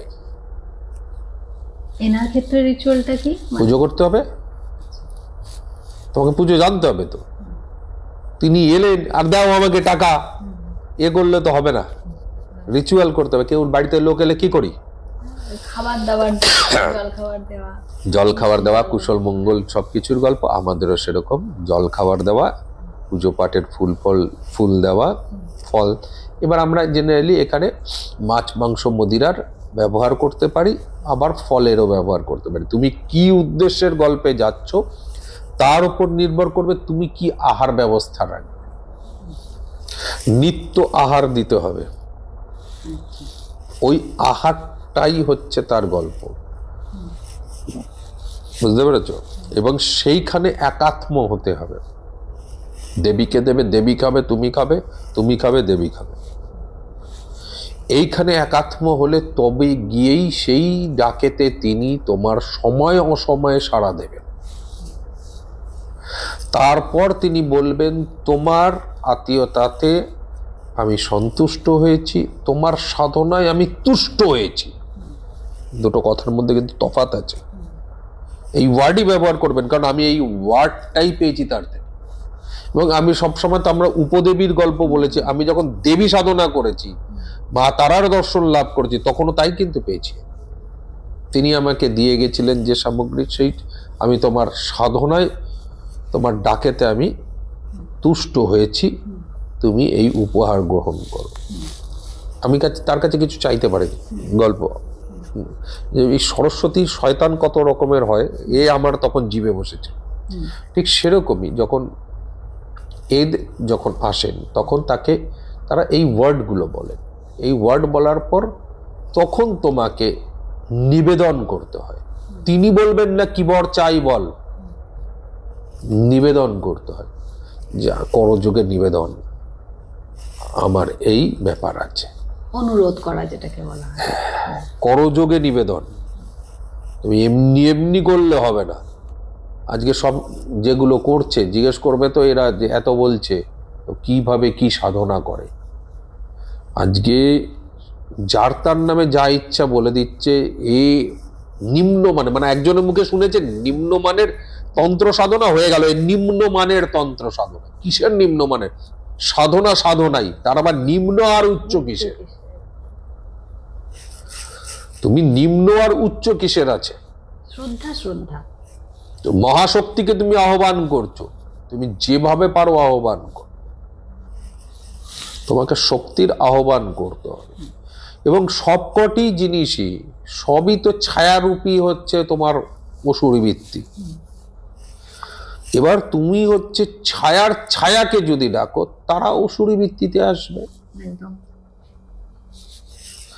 ছায়ার ছায়াকে তুমি যদি ডাকো, তখন তুমি অসুরী পাবে, প্রেত পাবে, অর্থাৎ দেবতা, উপদেবতা, তারপর গিয়ে আসে অপদেবতা। তো তুমি যখন ছায়ার ছায়াকে ডাকবে, তখন তুমি বলতে পারো যে হ্যাঁ এবার এটা অন্য দিকে যাচ্ছে, এখানে দেব দেবীদের সঙ্গে আর এদের কোনো মিল নেই। তার মানে দেবী ডামরিরও আরেকটা রূপ আছে, ওনারও তখন তাদের মানে অপতে চলে আসবে, অপদেবীতে আসবে, ওটাও আছে। সেই জন্য মহাপিশাচিনীতে আসছেন। আচ্ছা। বুঝতে পেরেছ? তখন তিনি মহাপিশাচিনীতে আসছেন, তখন তাকে সিদ্ধি লাভ, যখন তুমি ডামরিকে সিদ্ধি লাভ করতে পারবে তখন অটোমেটিক তুমি মহাপিশাচিনীকেও সিদ্ধি লাভ করতে পারবে, তার পৈশাচিক রূপেরও সিদ্ধি হয়ে যাবে। তার উপদেবীর যেরকম সিদ্ধি লাভ হচ্ছে তার সেরকম অপরূপেরও তুমি সিদ্ধি লাভ একই সঙ্গে করতে পারবে। চাওয়ার ওপর কি বলেছিলাম, খাবার দেওয়া, একদম চাওয়ার ওপর নির্ভর করবে তুমি কি খাবার দেবে। তাহলে তুমি কাকে কাকে নিচ্ছ তার উপর নির্ভর করবে তুমি কি দিচ্ছ। তো পুজোর অনেকগুলো পার্ট আছে, সেই পুজোর পার্টে আমার বাবা ভিড়িয়ে দিয়েছে আমাকে, যা কর। বসিয়ে টসিয়ে দিয়ে বলছে যতক্ষণ না আসবে ততক্ষণ না তুই কিন্তু উঠবি না, হ্যাঁ করতে থাক, চলে আসবে। করতে থাক, তুমি মজার বিষয়ে এই করতে থাক চলে আসবে, রসদ সব আছে, তুমি না রাত দিনের কোনো হিসেব পাবে না একটা টাইপের। এই অন্ধকার ঘরের মানে আলো না আসার একটা বড় কারণ এইটা। আপনি তো সকাল হচ্ছে রাত হচ্ছে কিছু বুঝতেই একটা সময়ের পর তুমি বুঝতে পারবে না, তবে গিয়ে তুমি এইটার জায়গায় আসবে। তাও মোটামুটি কত দিন লিখেছিল আপনার এইটা 1.5 মাস। 1.5 মাস ওই ঘরে বন্দি? হ্যাঁ, বুঝিনি কিছু। 1.5 মাসটা হয়ে গেছে, মানে এই যে 1.5 মাস বলছি না, 1.5 মাসটা হয়ে গেছে কি করে সেটাও তো বুঝিনি। আর খাওয়া দাওয়া কিচ্ছু না? এইটুকু তলা দিয়ে খাবারটা দিয়ে যেত, শুধু খাবার। মানে ওই জেলে দেখেছো, জেলে সিনেমায় দেখো না, জেলে টক করে ঠেলে দেয়, তারপরে তার উপরে একটা খবরের কাগজ দেখতে পেলো, এই ওরকম টস করে ঠেলে দিল, ব্যাস। আমাদের ওই পুজো মানে দেবীর হিসেবে খাওয়াটা কিন্তু আমার আলাদা আসে না, মানে আমার খাবার আসতো এটা নয়। পুজোর রিচুয়ালের একটা পার্ট ছিল আহার। ওই আহারটা দেবীরও যা আমারও তাই। সেই আহার যাবে, সেই আহারই আসবে। আর যেরকম কর্ণপিশাচ দেবী, কর্ণপিশাচিনীর সঙ্গে আমরা শুনেছি, কর্ণপিশাচিনীর সময় যেরকম হচ্ছে তোমার মলমূত্র, এটার ক্ষেত্রে এটা পিশাচ নিতে গেছিলেন। আচ্ছা, পৈশাচিক রূপে তোমাকে সৃষ্টি হতে হবে, এবং সেই সময় ক্ষৌরকর্ম নিষিদ্ধ হয়ে যায়। ঠিক আছে, দেখবে স্নান নেই, খাওয়ার ওই এঁঠো হাতে তুমি এই যে পিশাচ রূপের দুটো সমন্বয়ের তুমি রূপ নিচ্ছ। তারা কিন্তু পুরো পিশাচ না, পুরো উপদেবীও না, দুটো সংমিশ্রণ। তাই তাদের এই বিভিন্ন ভাবে রিচুয়ালটাকে পালন করতে হয়। এই যে আমি মলমূত্র খাওয়া, গায়ে মাখা, এই যে রিচুয়াল, এটা এইভাবেই। শুধু মলমূত্র খাওয়া গায়ে মাখার ব্যাপার নেই, আরো ব্যাপার আছে। যে প্রদীপটা জ্বলে সেই প্রদীপের তেল সারা অঙ্গে মাখতে হয়, তারপর সাধনায় বসতে হয়। সেই প্রদীপের তেল দিয়ে টিকটিকির ওপরে মারতে হয়, টিকটিকি নড়ে উঠবে, ওই মরা টিকটিকি নড়ে উঠবে, তবে না কর্ণপিশাচিনীর গল্প আসবে।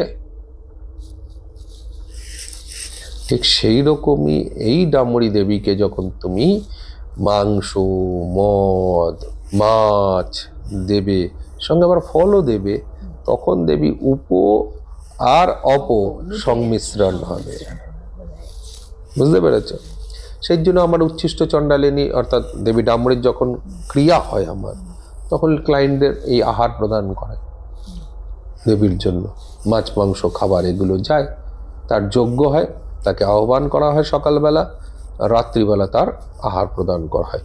এই আহ্বানের সময় আমাদের চিঠিটা চলে যায়, অর্থাৎ আমি এই উদ্দেশ্যে তোমাকে আহ্বান করছি। রাত্রিবেলা যখন তাকে আহার দিয়ে বলা হয়, তখন তাকে বলা হয় এই উদ্দেশ্য যজমানের আছে। এবার নির্ভর করে রেজাল্ট বেরোবেই 100%, কিন্তু আমার যজমান কতটা তাকে বিশ্বাস করছে। অবশ্যই যে কোনো জিনিসে আমি বিশ্বাস না রাখলে, এখান থেকে বারবার বলছে মন তুলসী গঙ্গার জল, যতক্ষণ না এখানটা পরিষ্কার হচ্ছে ততক্ষণ এরা রেজাল্ট পুরো দেবে না। সেই জন্য বলা হয় আপনি বিশ্বাস করেন না, আপনি আমার কাছে আসবেন না। কদিনে কাজ পাওয়া যাবে, যেই বলি যা, আমার এখানে তো টাইমের লিমিটেশন নেই, আমার রেজাল্টের গ্যারান্টি, টাইমের লিমিটেশন। এই একটাই কারণে বলা হয়, কারণ তুমি কোনোদিনই এই মহাশক্তিদের বলতে পারো না আমাকে এটা করে দাও, আদেশ দিতে পারে না, তুমি সবসময় অনুরোধ করে যাবে।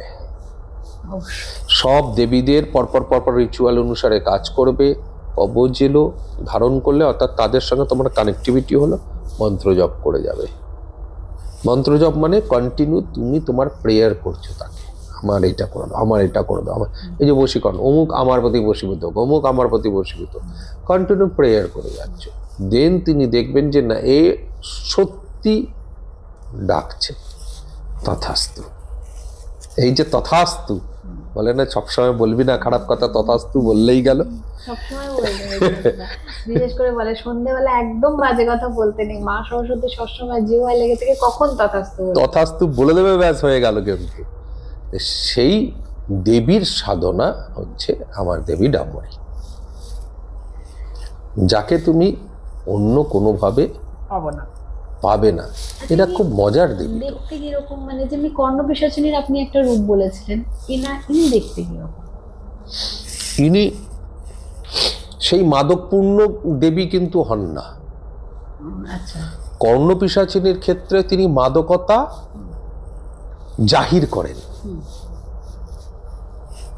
হংসেশ্বরী, বার্তালী, ঘণ্টেশ্বরী এরা মাদকতা জাহির করেন। স্বর্ণপ্রভা, বটযক্ষিণী, কিঙ্কিনী, রূপকিনী এরা মাদকতা জাহির করবে। কিন্তু এই দেবীরা কখনোই মাদকতা জাহির করেন না, কারণ এ কোনোভাবেই কখনো কোনো মানে স্ত্রী রূপে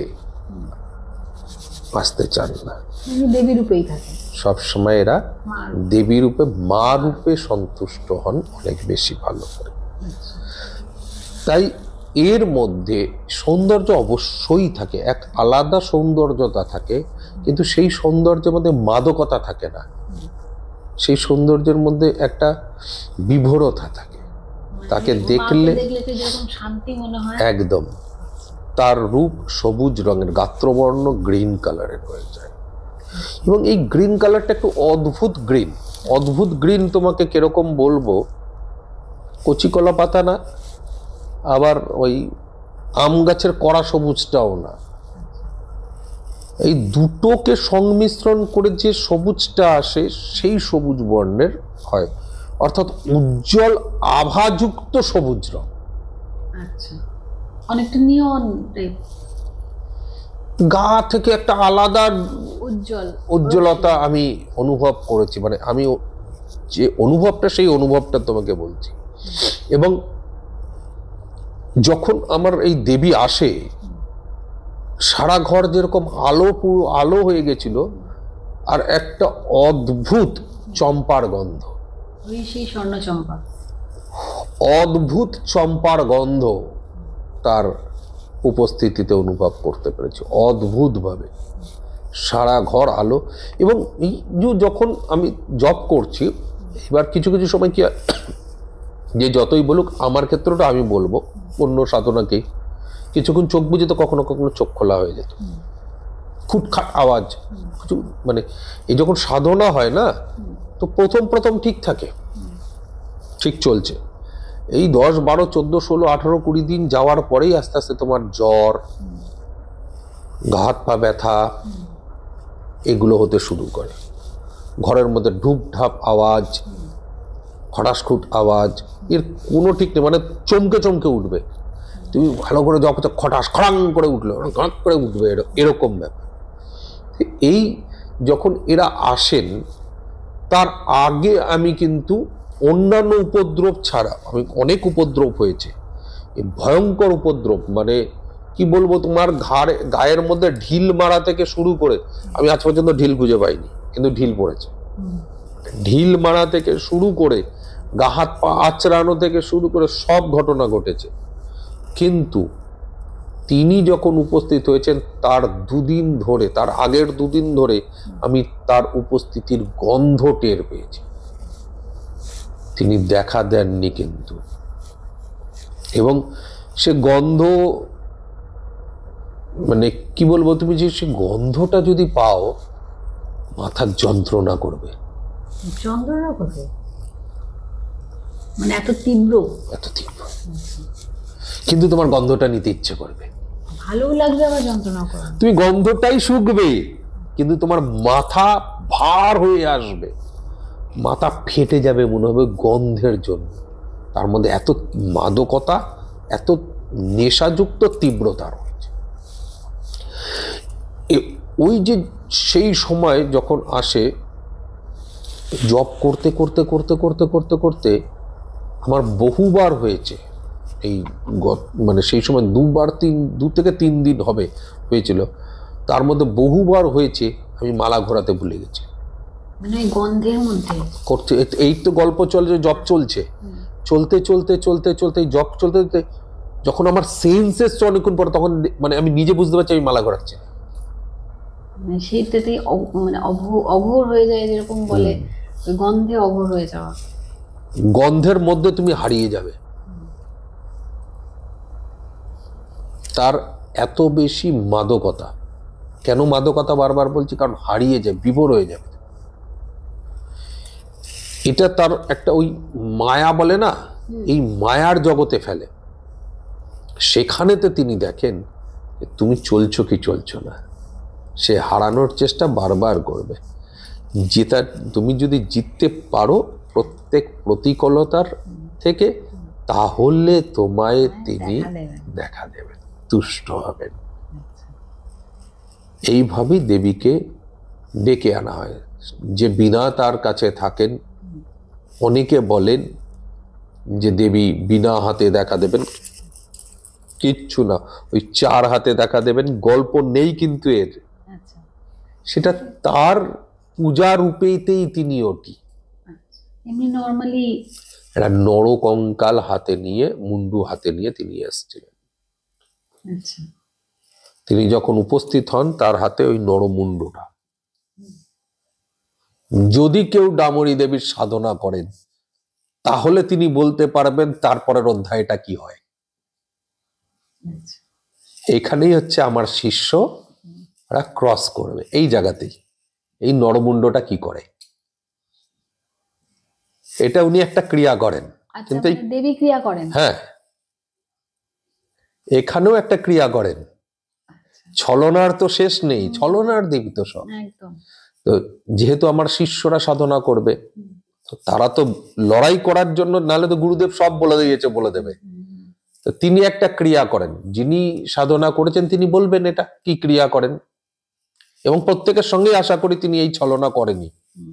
যখন আমার সঙ্গেও করেছেন, তো তার সঙ্গেও করবে। তো নিশ্চয়ই উপলব্ধি আলাদা আলাদা হতে পারে, কিন্তু পদ্ধতি আলাদা তো নয়। পদ্ধতি আলাদা হবে না একদম। তো তিনি এই মুন্ডটা দিয়ে একটা ক্রিয়া করেন। কি ক্রিয়া করেন সেটা তাদের জন্য। আচ্ছা, বুঝতে পেরেছো? একদম একদম। তো তারপর তিনি তোমাকে আওয়াজ দেবেন। আমার গুরুদেব আবারও বলেছিলেন, সব ছায়া মায়া কায়া, এই আওয়াজেরও গল্প আছে। আচ্ছা, সবার ক্ষেত্রে এই আওয়াজের গল্প আছে।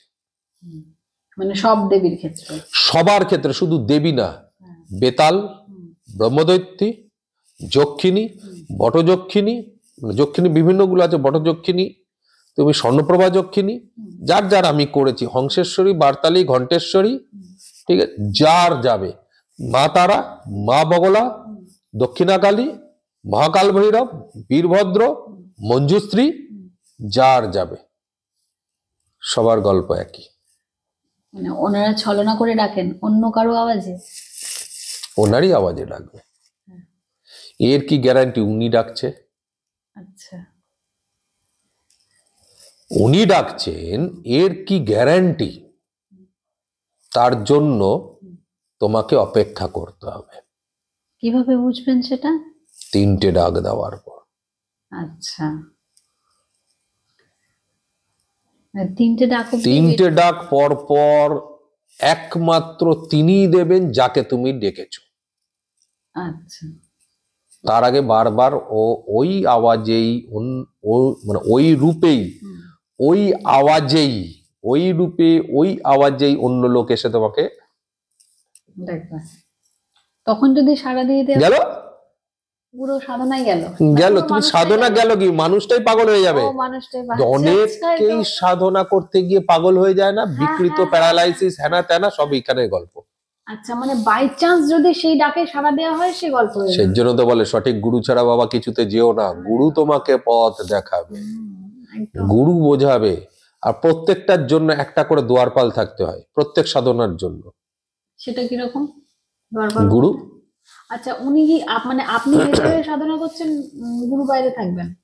গুরুই দুয়ারপাল, গুরু বুঝবে গুরু কোথায় থাকবে।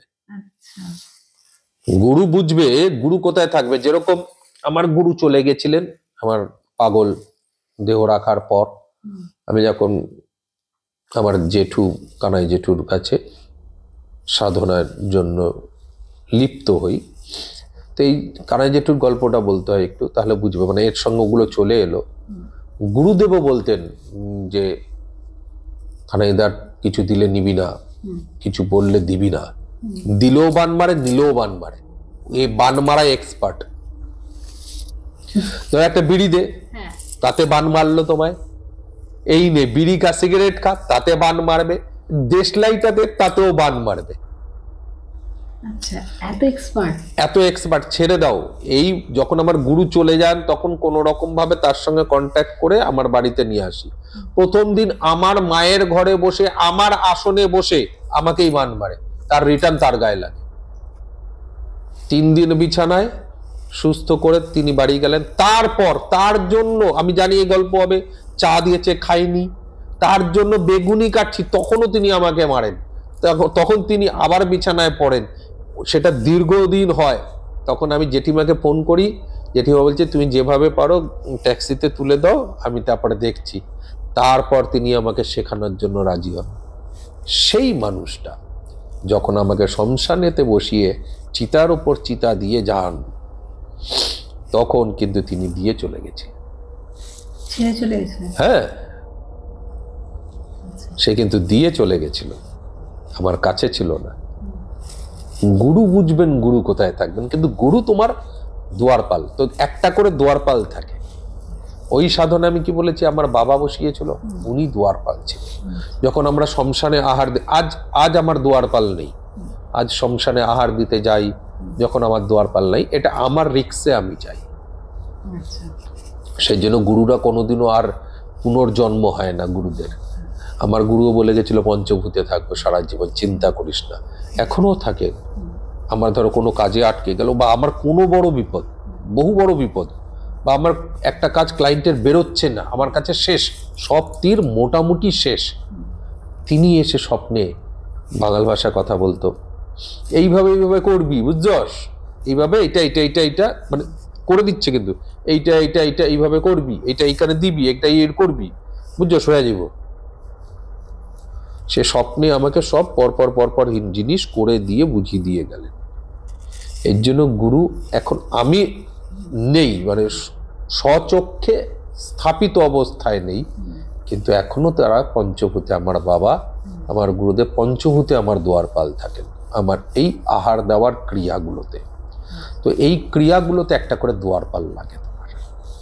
কখনো তোমার এদিক ওদিক হলে তিনি তোমাকে রক্ষা করবেন। আর তিনি কিভাবে রক্ষা করবেন, তিনি সিদ্ধ হবেন তবেই। অবশ্যই, তবে তো তিনি গুরু। তিনি সিদ্ধ হবেন তবেই সেই দুয়ারপাল তোমাকে সেই কাজ করতে পারবে। ওটা বুঝতে পেরেছ? সেই রকমই আমার এই দুয়ারপাল আমার বাবা ছিল। আমি যখন দরজা খুলে বেরোই তো সে হাসছে, বাবা হাসছেন, সে টের পেয়েছে যে ব্যাপারটা হয়ে গেছে। মানে আমি এমনি হতেই পারে, আমি এমনি আর পারিনি, বেরিয়ে এসছি, কিন্তু সে হাসছে। কেমন লাগলো? তো এ এক আলাদা আনন্দ, এবং কখনোই তারা মানে খাটো করে দেওয়া মতন তারা দেবী নয়। শক্তিকে যে চেনেনি জানেনি সে নানা রকম বলবে ভণ্ড, এই ওই। তো যারা সাধনা করেনি তারা তো অপপ্রচার করবে, অন্যের লোকের মুখের গাল গল্প শুনে সে তার মতন করে। কখনোই দেবী ডামরি খারাপ নয়।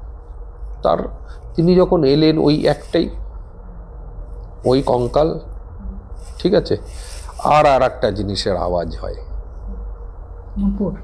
না, বলো দেখি, আন্দাজে বলতে হবে তোমাকে, শুনি। আর একটা জিনিসের আওয়াজ হয় না। অনেকে তো ডামর তন্ত্র থেকে ডামরি হয়েছে গল্প বলে দেয়, তুমি আবার যেও না সেই অপপ্রাংশে। টিয়া পাখির আওয়াজটা হয়। আচ্ছা, মায়ের হাতে যে টিয়া পাখি থাকে, হ্যাঁ, আর ফরফর ফরফর করে ওড়ে। হ্যাঁ, ওই টিয়া পাখিটা না ফরফর ফরফর ফরফর ফরফর করে ওড়ে। তাই ডামরি ক্রিয়াতে, ঠিক আছে, এই ডামরি ক্রিয়াতে একটা জিনিসের প্রয়োগ আছে, যেটা আমি তোমাদেরকে বলিনি। আচ্ছা। সেই ক্ষেত্রে এই ডামরি ক্রিয়াতে একটি জিনিসের প্রয়োগ আছে, এবং এই জিনিসটা কি, যিনি সাধনা করেছেন তিনি বলবেন।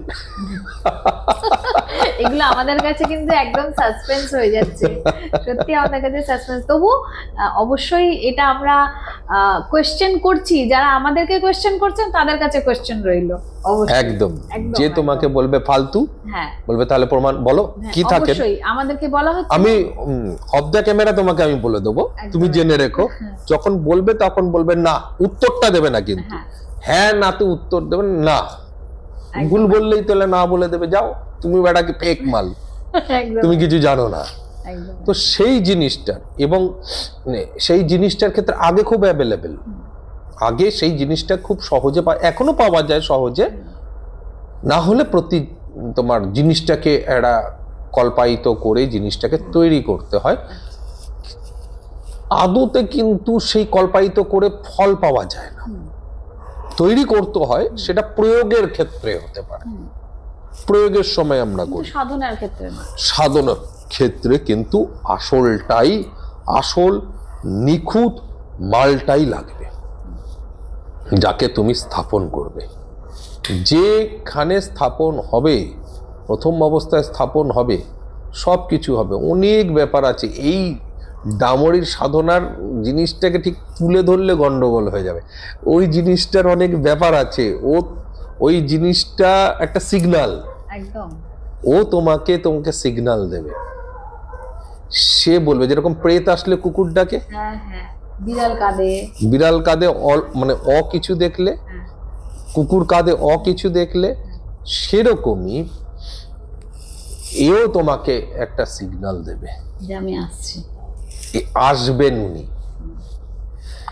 তার উপস্থিতি হওয়ার অনেক আগে সে জেনে যায় যে সে আসছে, সে তোমায় সিগন্যাল দেবে। এই সিগন্যালের উপরে নির্ভর করবে আরো কনসেন্ট্রেশন বাড়াও। এটা হচ্ছে গুরুমুখী বিদ্যে, যেখানে গুরু তোমাকে একের পর এক জিনিস বুঝিয়ে দেবেন, যেটার পরে এটা হবে, এটার পর এটা হবে।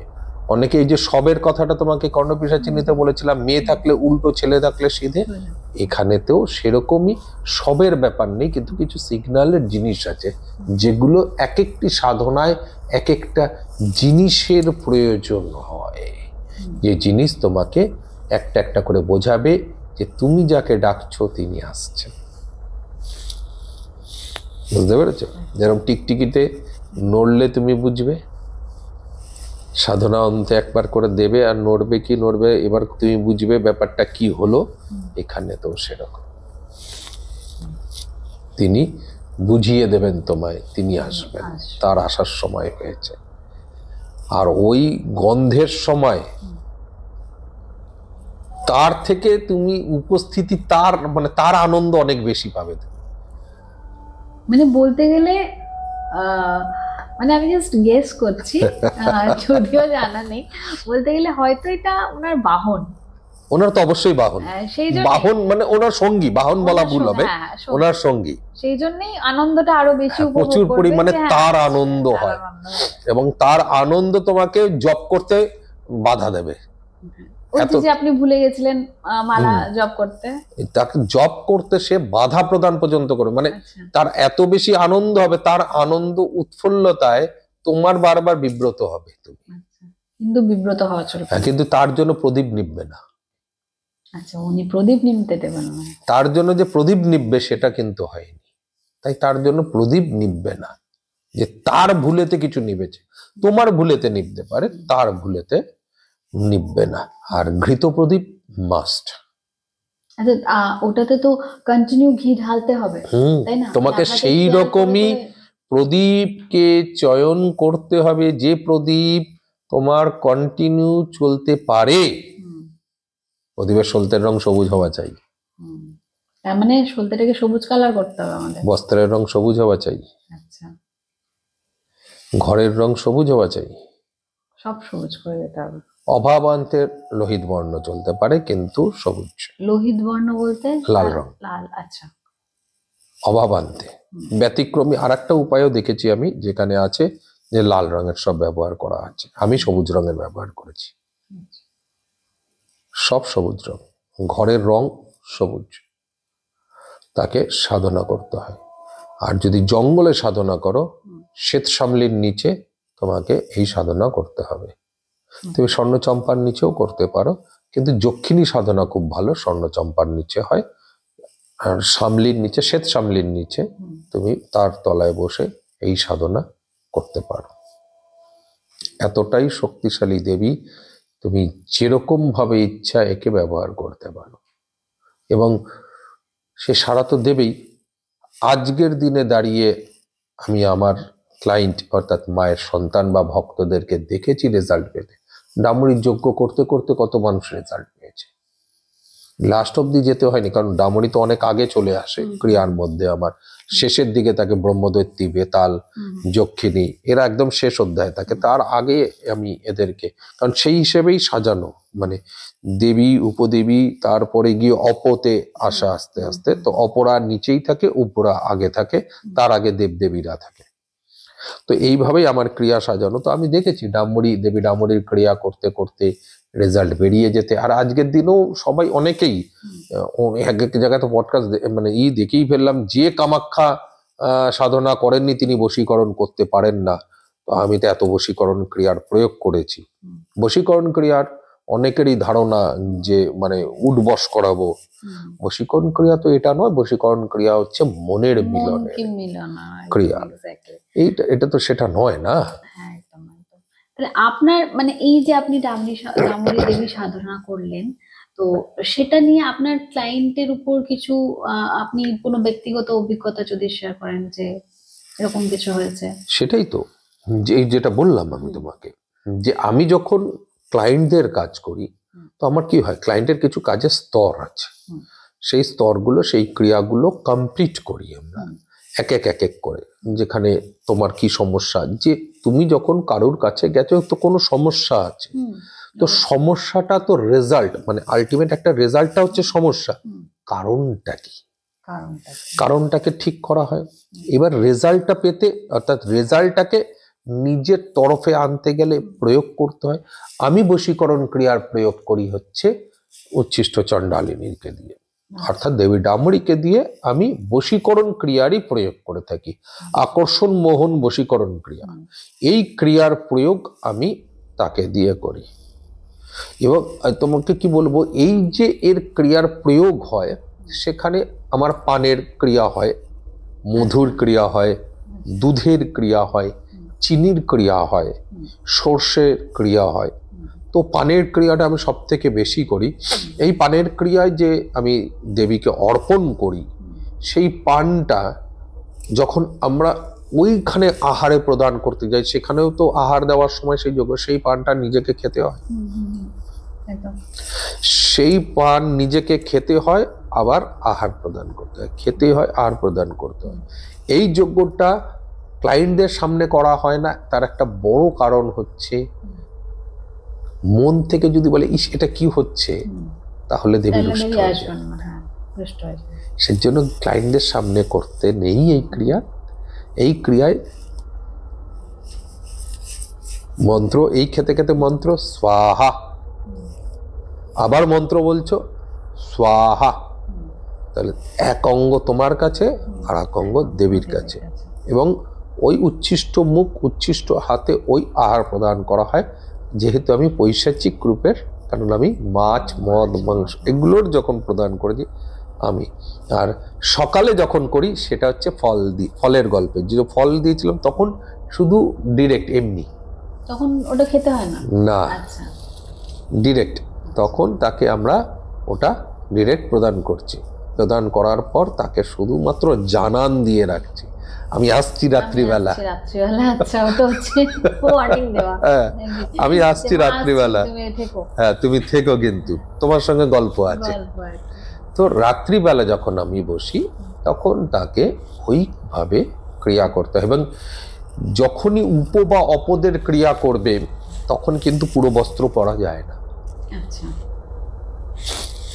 তখন আর পুরো বস্ত্র চলবে না। হয় দিগম্বর রূপে তোমাকে করতে হবে, না হলে কপিন। এর বাইরে আর কোনো বস্ত্র চলবে না। সেই জন্য আরো একটা অধ্যায় যেখানে ক্লায়েন্টদেরকে নিয়ে যাওয়া যায় না। যায় না, হ্যাঁ, সবার সামনে তো সেটা দিগম্বর রূপ না কপিন রূপ, এই দুটোর কোনো রূপই অন্তত আমার কাছে এটা ঠিক নয়। যেহেতু আমরা সমাজে চলি, যদি এটা পুরোটাই তান্ত্রিক সমাজ হতো তাহলে আলাদা ব্যাপার ছিল। যেহেতু এটি তান্ত্রিক সমাজ নয়, সমাজটাই আলাদা, তাই সেখানে এই রূপ তুমি দিতে পারো না। আর যখন সাধনা করতে হয় তখন কিন্তু তোমাকে এই রূপেই সাধনা করতে হবে। কপিন পড়ছো যখন কপিন, এবার যদি দিগম্বর রূপে থাকে তাহলে দিগম্বর রূপেই তোমাকে কন্টিনিউ করতে হবে। গল্পটা গিয়ে ওইখানেই সমস্যা হয় যে তুমি দিগম্বর রূপে করলে এই দিকে তুমি এই রূপেতে কি করে করবে, এটা বুঝতে পেরেছো? এর জন্য তোমাকে বস্ত্র, এবং এই যখন আমি ধরো শ্মশানেও তো বিভিন্ন রূপ হয়, কপিন পরে এই পরে বসি, তারপরে আস্তে আস্তে একটু খুলে ওই হ্যাঁ ওই সামনে এরকম গোল হয়ে পড়ে থাকে সামনে। এবার তুমি জব করে কমপ্লিট করলে আবার ওখানে, নাহলে তো লোক সমাজ রয়েছে, লোকের কাছে দৃষ্টিকটু। এবং কেন হবে না, তাদের তো সমাজে, তুমি তার সমাজে ঢুকছো, তোমার সমাজে সে ঢোকেনি, তার সমাজে তুমি ঢুকছো, তাই সেগুলোকে তোমাকে ডেকোরামটা মেনটেন করতে হয়। তো এর সাধনাতেও কিন্তু সেই একই, এবং এর প্রয়োগের সময় তখন এই একই পদ্ধতি অবলম্বন করতে হয়। মানে আমরা যদি মানে আমরা সাধারণ মানুষরা তো করতে অবশ্যই পারবো না। সাধারণ মানুষের জন্য কোনো সাধনা নয় তো।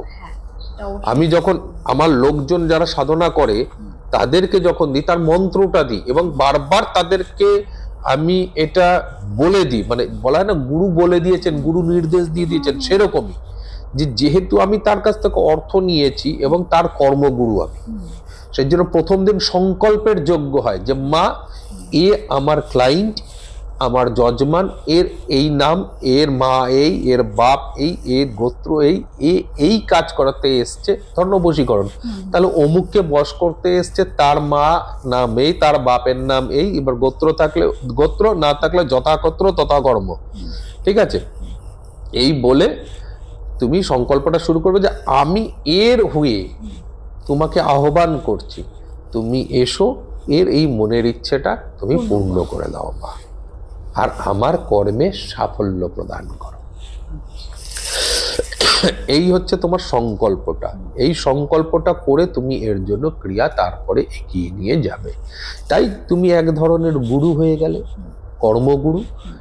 তাকে যখন তুমি মন্ত্র দেবে, কারণ তুমি তো মন্ত্রগুরু নও, তাই তুমি যে পাঠটা করতে দেবে সেটা শুধু ওইটুকু কাজের জন্য, ওটার পরে সে অন্যের নামটা আবার যোগ করতে পারে না। চলো আজকে রামকে বশীকরণ করলাম, কালকে শ্যামকে করবো, সেটা আর কোনোভাবেই হবে না। তাই তাকে সেই জায়গায় সেইটুকুরই অধিকার, এবং এখানে যেখানে তুমি তার সাধনা করছো না, শুধু তাকে ডাকছো, তোমার মনের ইচ্ছেটা তাকে জানাচ্ছ, আর কিছু না। এই জানানোর মাধ্যম কি আছে, সব ক্রিয়াতে যে কবচটা ধারণ করছো, ওই কবচটা হচ্ছে তার মাধ্যম, একটা অধ্যায়ের মধ্যে পড়ে রয়েছে। কবচটা না থাকলে কিন্তু হবে না। কবচটার মধ্যে তার সেই শক্তিকে আনয়িত করা আছে, যে শক্তিকে তুমি চাইছো জানাতে, সেই শক্তিকে সেখানে আনাচ্ছে। তাই যখন ওরা ওই মন্ত্রটা জপ করে তার ইচ্ছেটা পূরণের জন্য, সাধারণ মানুষের জন্য এ সাধনা কোনোভাবেই নয়। যে মানুষ এর সম্বন্ধে পূর্ণ ওয়াকিবহাল নয়, যে মানুষ কথা ভুল, যে সাধক এই সাধনার জন্য যাচ্ছে, তারা যদি পূর্ণ ওয়াকিবহাল না হয়, পুঙ্খানুপুঙ্খ পূর্ণ ওয়াকিবহাল না হয়, তাহলে ঘোর বিপদ তার জন্য অপেক্ষা করছে। ঘোর বিপদ, মৃত্যু, অকাল মৃত্যু বা প্যারালাইসিস, পাগল, এগুলো ওই সারা গা হাত পা বেঁকে গেলে করে লালাবোলা হয়ে পড়বে, এগুলো অনেকটাই তাদের জন্য, যারা পুরো এই বিষয়টা না জেনে এখানে এই দুনিয়ায় পা দেবে। যে মানুষগুলো দেখবে গল্প করে যে এই আমি ওই, তাকে জিজ্ঞেস করবে তার জীবন দশা, পেলে কোথাও রাস্তায় ধরবে বেটাগুলোকে, পুরো ঘটনা বলো, তুমি সাধনা করেছো কিভাবে করেছো, এড়িয়ে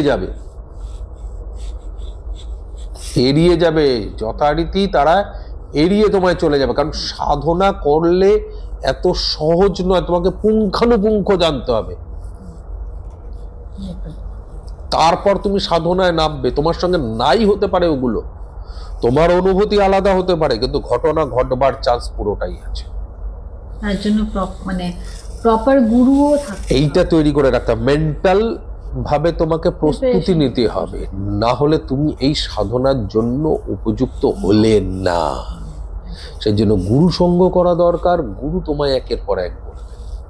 এরা ভৌতিক রূপ, এরা মহাশক্তির রূপ, এরা পৈশাচিক রূপ, যার অনুভূতি এত সহজ নয়, যে আসলে হজম করে নেব এত সহজ নয়।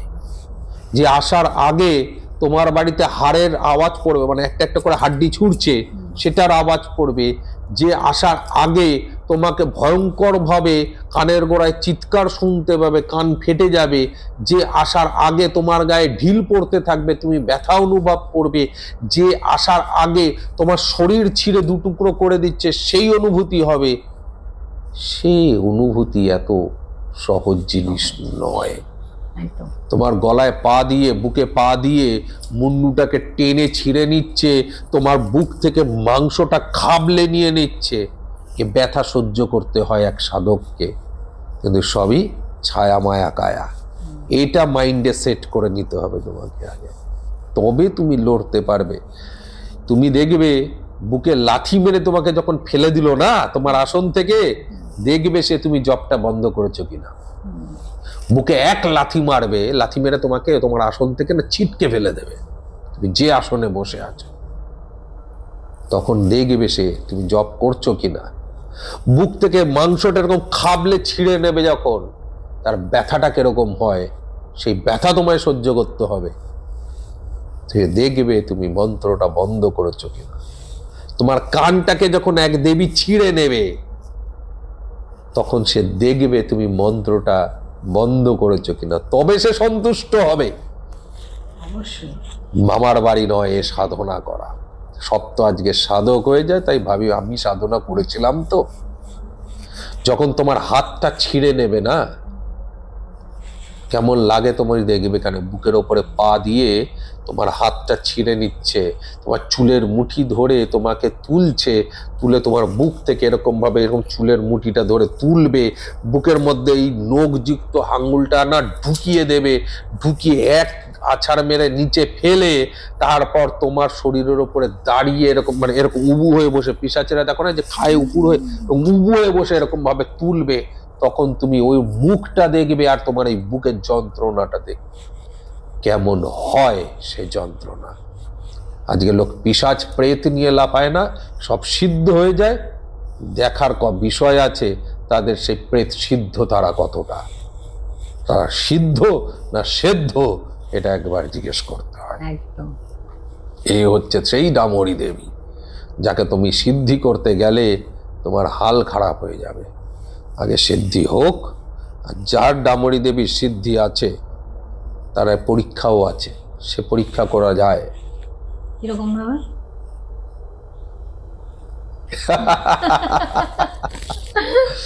আমার মানে তার পরীক্ষা করা যায়, একটা বিশেষ জন্তুকে সে খুব তাড়াতাড়ি হিপনোটাইজও করতে হবে না, বিশেষ জন্তু খুব তাড়াতাড়ি তাকে চিনে নেবে। আচ্ছা, হিপনোটাইজ করতে হবে না, বিশেষ জন্তুর সামনে গেলে খুব তাড়াতাড়ি সে চিনে নেবে যে তার দুনিয়ার লোক এসছে। তার চলন কিছুটা হলেও পাল্টে যাবে। সে উল্টো দিকে যদি মুখ করে বসে থাকে, সে আসার পর না ডাকা সত্ত্বেও সে মাথা ঘুরিয়ে দেখবে।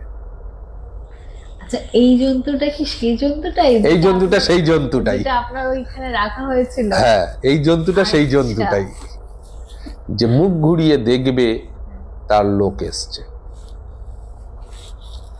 কি করে টের পায় আমি জানি না, বাট এটাই হয়, এটাই সিদ্ধি। এই সিদ্ধিতেই সেই সিদ্ধি লাভ হয়। আবার আর একজনেরটা বলে দিই, কর্ণপিশাচী চিনি, কারণ মিক্স করাও বদ অভ্যেস আমার প্রত্যেকটাতেই, শুধু একজনকে নিয়ে চলি না।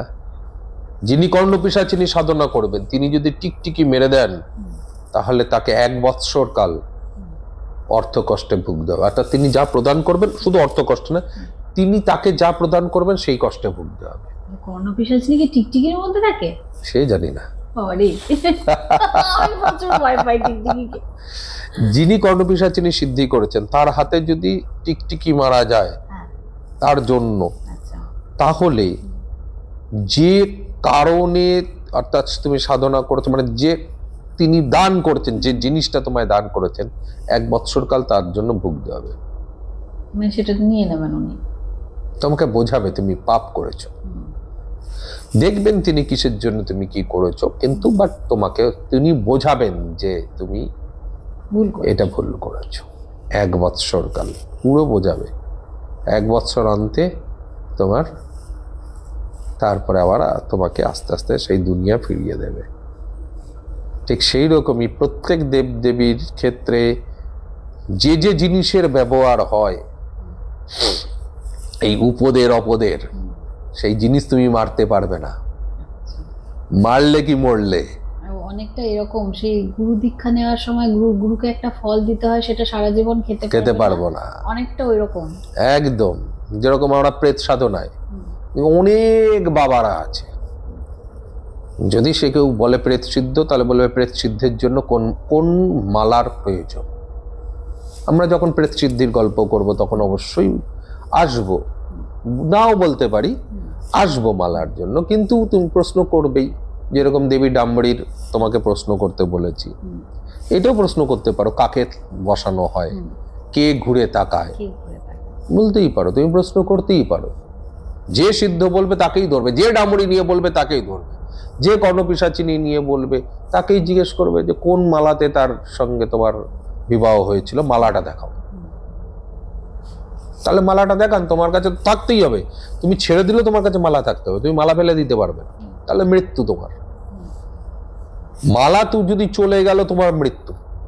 মালা যতক্ষণ আছে ততক্ষণ তুমি তার হাতে মরণ নেই। এটা হচ্ছে তোমার কবচ, আর ওই কবচের জন্যই তিনি তোমাকে কিছু করবেন না। বুঝতে পেরেছি তো? প্রত্যেকের কাছে থাকতে হবে। দেখাও মালা। সবাই তো এখন সিদ্ধ হয়ে গেছে, তাহলে তার কাছে আছে, দেখাও। আমার কাছে বললে আমি দেখাতে পারবো। আমি যা যা সাধনায় সিদ্ধি লাভ করেছি, অর্থাৎ দেবীদের তাদের আশীর্বাদ লাভ করেছি, সিদ্ধি লাভ বোঝাতে হয় বলে, তো আমি তাদের দেখাতে পারবো, তারা দেখা। আমি নিয়ম বলছি, যে সাধনা করেছেন সে বলুক যে আমি যা নিয়ম বলছি ভুল বলছি।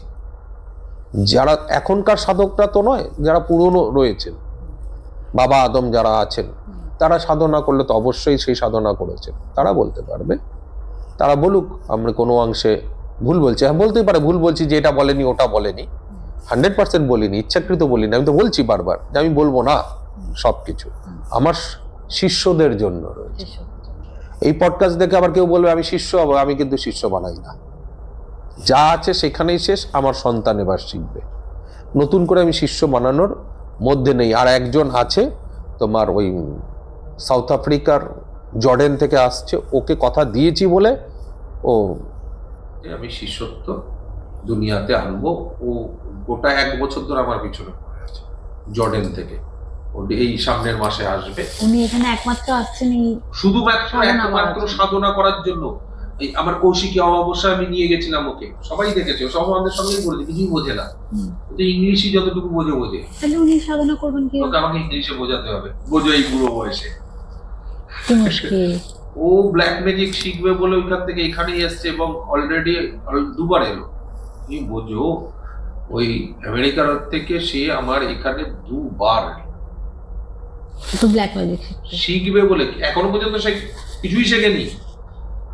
আমি বললাম দেখ আগে বাবা তুই চল আমার সঙ্গে, গিয়ে দেখ কি কষ্ট, কিভাবে থাকতে হয়, কি কষ্ট আমরা করি, আগে দেখ। বলছে আমার হেভি অভিজ্ঞতা হয়েছে, আমাকে শিখতেই হবে। ওকে আমি কষ্টটা দেখাচ্ছি, আর ও বলছে আমার ভালো লাগছে, আমাকে শিখতেই হবে। না, তার মানে ওর এখান থেকে আসছে, এখান থেকে আসছে না।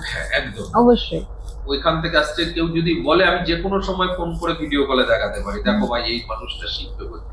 তো জেনারেলি কেউ বললে আমি শিষ্যত্ব গ্রহণ করবো, এইভাবে আমি করি না। আজকে যে দুটো ছেলে আমার দুনিয়াতে আছে শিষ্য হিসেবে, প্রথম জনকে তাড়িয়ে দিয়েছিলাম, হয় না ভাই, আমি করে দিই না এসব। দ্বিতীয় জনকে অনেক দিন পর দিয়েছিলাম, অনেক দিন ঘুরিয়েছি, তারপর তাদেরকে এই জায়গা শিষ্যত্বের দুনিয়াতে গ্রহণ করেছি। জেনারেলি আমি কাউকে শিষ্য বানাবো না, তাই কেউ ভুলক্রমে বলবে না যে আমাকে শিষ্য বানাবো। ব্যাপারটা এটার জন্যই বললাম যে কারণ আবার নতুন দেখলে বলবে একে কেন বানালো, ওই একটাই বানানো হবে, ব্যাস, তারপরে আর কোনো গল্প নেই, কাউকে শিষ্য বানানোর ব্যাপার নেই। যা হবে আমার বংশের মধ্যেই থাকবে আর আমার শিষ্যদের মধ্যেই থাকবে। এই যে পার্টগুলো যেগুলো আমি বললাম বাকিগুলো, সেগুলো আমার শিষ্যরা জানবে, অন্য লোকের জানার অধিকার নেই। এই রাস্তা চলা মানুষ যারা তন্ত্রকে অপপ্রচারের জায়গায় আছে তাদের শোনার অধিকার নেই। এই নিয়মগুলো, এই যে গল্প, আজকে অনেকে বলে পডকাস্ট, আমি বলি গল্প, আড্ডার আসর। আমাদের এই আড্ডার আসরে আমি এত কিছু বলার কারণ হচ্ছে যারা জানেন না, যারা বারবার অন্য মানুষের পাল্লায় পড়ে যাচ্ছে জানার ক্ষেত্রে, তারা জানে। ভুল মানুষের পাল্লায় যারা পড়ছেন 90% জানা মানেও অনেকটা জানে, এতটাই জানুক না। কিছু একটা রাখতে হয়, কিছু জন্তু জানোয়ার প্রয়োজন হয়। কজন বলবে তোমাকে সেই জন্তু জানোয়ার? যে জানে সে নাম বলবে, এইটাই রাখতে হয়, এই ঘুরে তাকায়, এর গড়ের রং এটাই হতে হবে, এর এই কাঠিটাই গলায় থাকবে, এগুলো সব সেই মানে সেই জন্তু জানোয়ার সে তারা জানতে। এরকম কর্ণপিশাচিনী টিকটিকি লাগে, সেরকম অনেকেরই অনেক কিছু লাগে, তুমি যেটা জানবে সেটাই বলবে, সেরকমই ব্যাপার। তুমি জানতে পারলে ভালো, না জানতে পারলে ডামুরি দেবী কখনোই ফেলে দেওয়া বিদ্যে নয়, কখনোই ফেলে দেওয়া ওই নিম্নমানের যেটা দেখানো হয়েছে দেবীকে, নিম্নমানের দেবী নয়। তার সাধনা করতে গেলে কলেজের জোর চাই, মন স্বচ্ছ হওয়া চাই। সেই জন্য সবসময় বাচ্চারা সাধনা করতে পারে, বুড়োরা খুব সহজে সাধনা করতে পারে না। বুড়োদের মধ্যে কি বলতো লালসা আছে, আর বাচ্চার মধ্যে লালসা না। তার জন্য দেবী অনেক তাড়াতাড়ি সন্তুষ্ট হয় তাদের। আচ্ছা, আরেকটা শেষ প্রশ্ন আমার, যেরকম কর্ণপিশাচিনীর ক্ষেত্রে আপনি বলেছিলেন যে উনি যেহেতু স্ত্রী রূপে আসেন, সেহেতু ওনার ক্ষেত্রে গিয়ে একটু ডিট্যাচমেন্ট থাকে, সবার থেকে ডিট্যাচমেন্ট করে দেওয়া বা সেরকম একটা ব্যাপার থাকে। দেবী ডামুরির ক্ষেত্রে সেটা নয়, যেহেতু উনি মা, সেহেতু তো উনি সেই জিনিসটা তো করেন না, সেটা কখনোই মানে আপনি সাংসারিক জীবনে উনাকে সাধনা করতে পারবেন। যে কোনো তুমি বৈরাগী হও আর সাংসারিক হও, তুমি যে কোনো রূপ অবস্থাতেই থাকো না কেন, তিনি পুজো তোমার গ্রহণ করবেন যদি তুমি সঠিকভাবে। তার কাছে ওই নিষেধটা নেই, তুমি ওই নিষেধটা তুমি করতে পারো না। এবং আর একটা জিনিস তোমাকে ভালো করে জানতে হবে, তথাগতিত যে মদিরা সেটা প্রদান কিন্তু চলবে না। আচ্ছা, মানে ওই যেটা আপনি বলেছিলেন শুদ্ধ মদ, মাছ, মাংস এগুলো তো তুমি দিচ্ছ, ঠিক আছে, এই যে মদ, তোমাকে সেই মদে যেতে হবে, অর্থাৎ শুদ্ধ আলাদা মদ তৈরি করতে হয়, এটা হাতে করে বানাতে হয়। আচ্ছা, ওটা আপনাকে নিজেকেই বানাতে হবে? যে জানে সে বানিয়ে দিল, তোমাকে কিনতে পাওয়া যায় না। আচ্ছা, ওকে বানাতেই এই কিনতে পাওয়া যায় না, গুরুর কাছ থেকে শিখতে হবে, এইটাই প্রধান হবে। দেখবে সেই কারণে বলে কারণ বাড়ি সুধা, এই বাড়ি সুধাটা বানাতে হবে, সেটা তুমি বানাতে পারলে ভালো। গুরু যদি শেখায়, আর গুরু না শেখালে তোমার হলো না বিদ্যা। তথাগতিত দোকান থেকে এনে ঠাস করে একটা দিয়ে দিলাম হাতে মেরে, লাল বোতল, নীল বোতল, সে বোতল, সবুজ বোতল, যেরকম আমাদের কালী পুজোতে দেখা হয় না, ওই তো ঠাস করে এনে বোতল দিলে হবে না, ওটাই তো করা হয়। কালী পুজোতে দেখেছি সব মা কালীর জীবের মধ্যে ঠিকিয়ে দেওয়া হয়, তো সেটা ঠিক না। একদম একদম না, এই বাড়ি সুধা বানাতে হবে। এতে 3 দিন, মানে ধরে রাখো 1, 2, 3, তোমার 1, 2, 3 হচ্ছে 3 দিবস 2 রাত্রি। তারপরে গিয়ে বাড়ি সুধার প্রথম স্তর তৈরি হয়।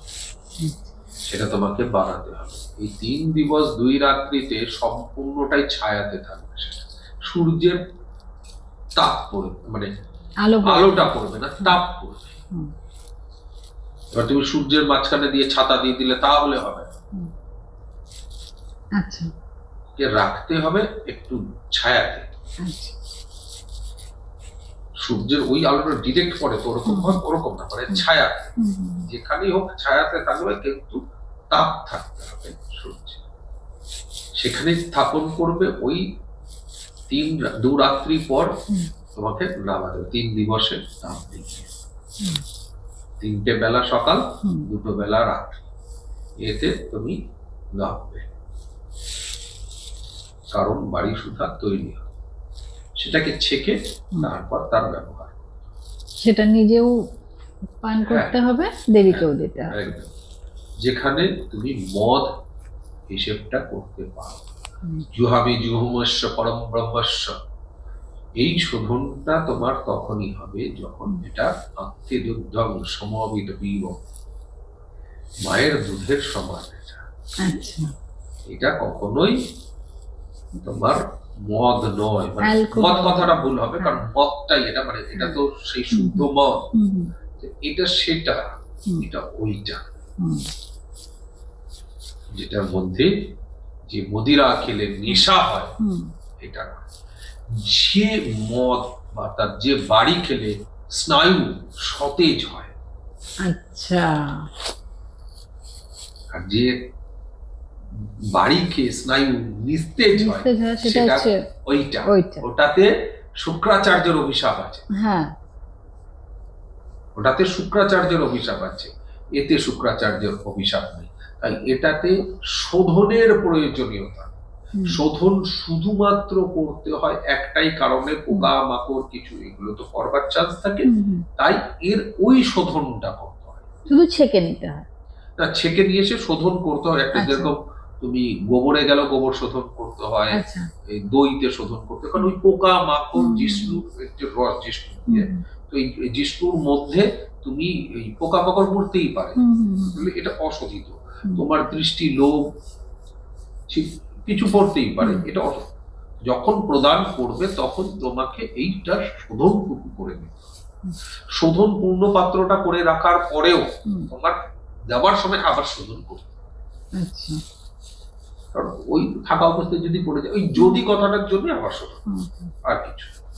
তো কেনা মদ চলবে না, বুঝতে পেরেছে? কেনা মদ দিলে আর এখন তো সেটাই হচ্ছে কথা। সবাই ওই নিজের স্বার্থের ক্ষেত্রে সবাই বলে না, কালী পুজো মানে মদ দিতে হবে, কালী পুজো মানে ওই মদ দিতে হবে, ওটা নয়। দেবীর জন্য আলাদা মদ, প্রেতেদের জন্য আলাদা। প্রেতেদের জন্য ওইটা দিতে হবে। শুক্রাচার্যের অভিশাপ যুক্ত মদ প্রেতেদের জন্য চলবে। আচ্ছা, আর দেবীর জন্য যেটা শুদ্ধ বানানো, দেব দেবীর জন্য যে বাড়ি সুধা যাবে সেটা এটা, বুঝতে পেরেছো? কাল ভৈরবের ক্ষেত্রেও, কাল ভৈরবের ক্ষেত্রে এটাই যাওয়ার কথা, কিন্তু যায় এখন বোতলে পর্বত। কাল ভৈরবের ক্ষেত্রে এটা যাওয়ার কথা, কিন্তু বোতলে পর্বত। তাহলে আর জানা গেল যে দেবতাদের শুদ্ধ কারণ যেটাকে বানানো হয় সেটাকে দেওয়া হয়, আর যারা অপদেবতা, যাদেরকে আমরা অপদেবতা বুঝি, তাদেরকে শুক্রাচার্যের অভিশপ্ত, মানে যেটাকে আমরা বলি মদ, সেটা দেওয়া হয়। তাহলে আজকের মতো এখানে এপিসোডটা শেষ করা হলো।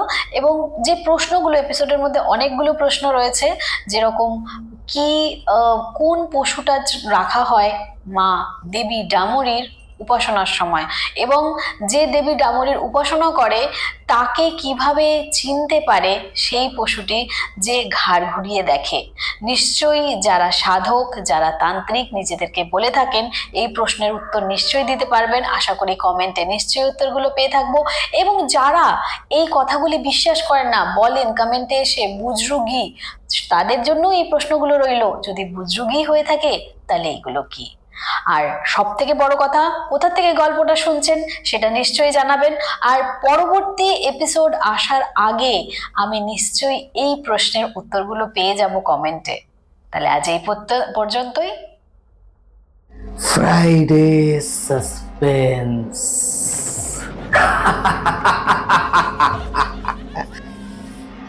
শুধুমাত্র মেডিটা লেজেন্ড ওয়াইটি চ্যানেলে।